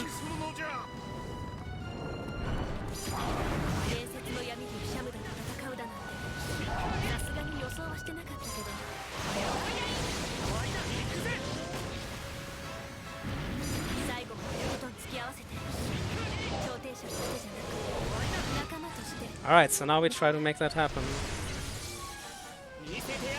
Now with this attack we just stun Shadroth. Oh god, is he jumping away? Oh no, we barely prevented him from jumping away there.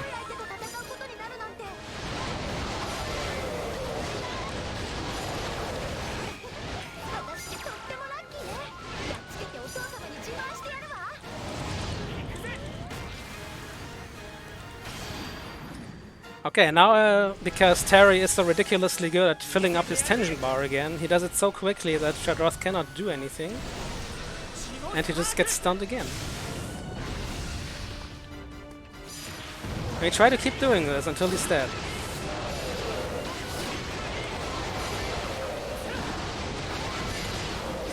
Oh, by the way, as soon as he's dead, it's also time, so get ready for this.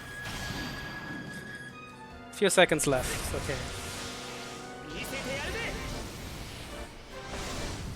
So get ready for time.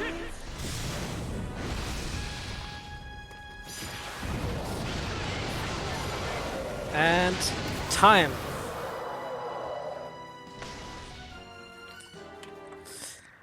Alright, sadly we also skipped the final cutscene, which is actually quite adorable, but yeah. I cannot keep this one cutscene and skip the other ones, I just have to make a decision. Alright, thank you. Thank you guys for the GGs. It was a blast. Can somebody please post the final time, because I don't have the stream open right now. I would be quite interested in what my time is. Oh, 3:11:24. Oh, that's quite good.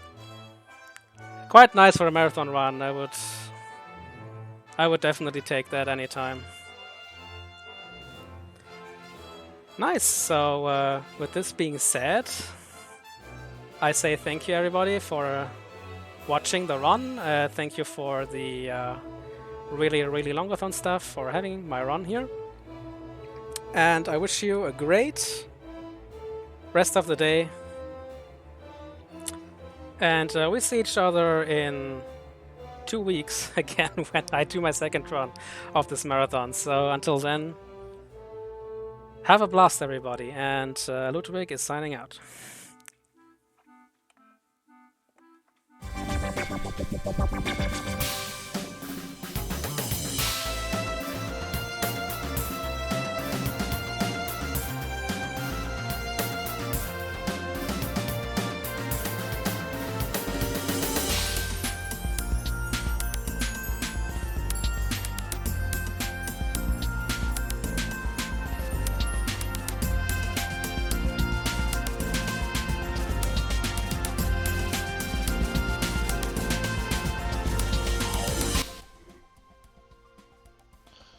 Hello everyone, this is Zell, owner of Really Lonathon. Don't forget to keep donating. I know there's 531 people here, which makes me hesitant to do this, but I'm gonna have to cut stream because we're getting kind of close to the 48 hours, and I don't want to forget to do it when Nocturne comes, when I'm more tired, because I will be going to sleep during the start of Nocturne, because again we have opened up a setting channel, which you can see with !Endwalker, and I will be playing through the Endwalker story on the other channel. On the topic of Endwalker, a lot of people in this community, including the majority of the hosts, are fans of Endwalker. If you spoil Endwalker in this channel, in the Discord, or in any DMs that I hear about, I will ban you forever with no questions, no appeals. You are gone. Do not spoil Endwalker or you are nuked. This is possibly, yeah, and no, and that includes baits. If you attempt to bait bans, if you attempt to bait spoilers, I will probably ban you, and it's still probably unappealable because that's just a dick move. This is a very important game for a lot of people. It is the end of a 10-year long story that a lot of people have been very invested in. If you want to talk spoilers of Endwalker, you can do so by going to the other channel, seeing where that channel is, and talking about the game up to the point that that channel is on. So, if you do want to talk Endwalker because you are playing this week, you can feel free to get that out on the other channel. If you want FF13 runs, we need to hit $5,000 by the end of the 4th week of this marathon. By the end of the 24th day of this marathon. If you want to see that FF13 run, $5,000. Very super stretch goal, but I think that we can do it. Also, as I mentioned in chat, and it's not official yet, but we'll probably be having really lots of lore. We'll probably be having really lots of lore 3 on April 1st to April 17th. So as always, ending or starting on Easter. So we'll be starting it on the 1st and going to the 17th. We also may do some small charity thing in February or January, as we usually do here. We usually have a small event at that time. And yeah, that's about it. So I'm going to cut the stream and then run some ads. And then we'll have Goose Game getting ready. She should be almost ready now. And yeah, thank you so much, everyone. I'm going to just cycle the stream session so that we don't get kicked out automatically.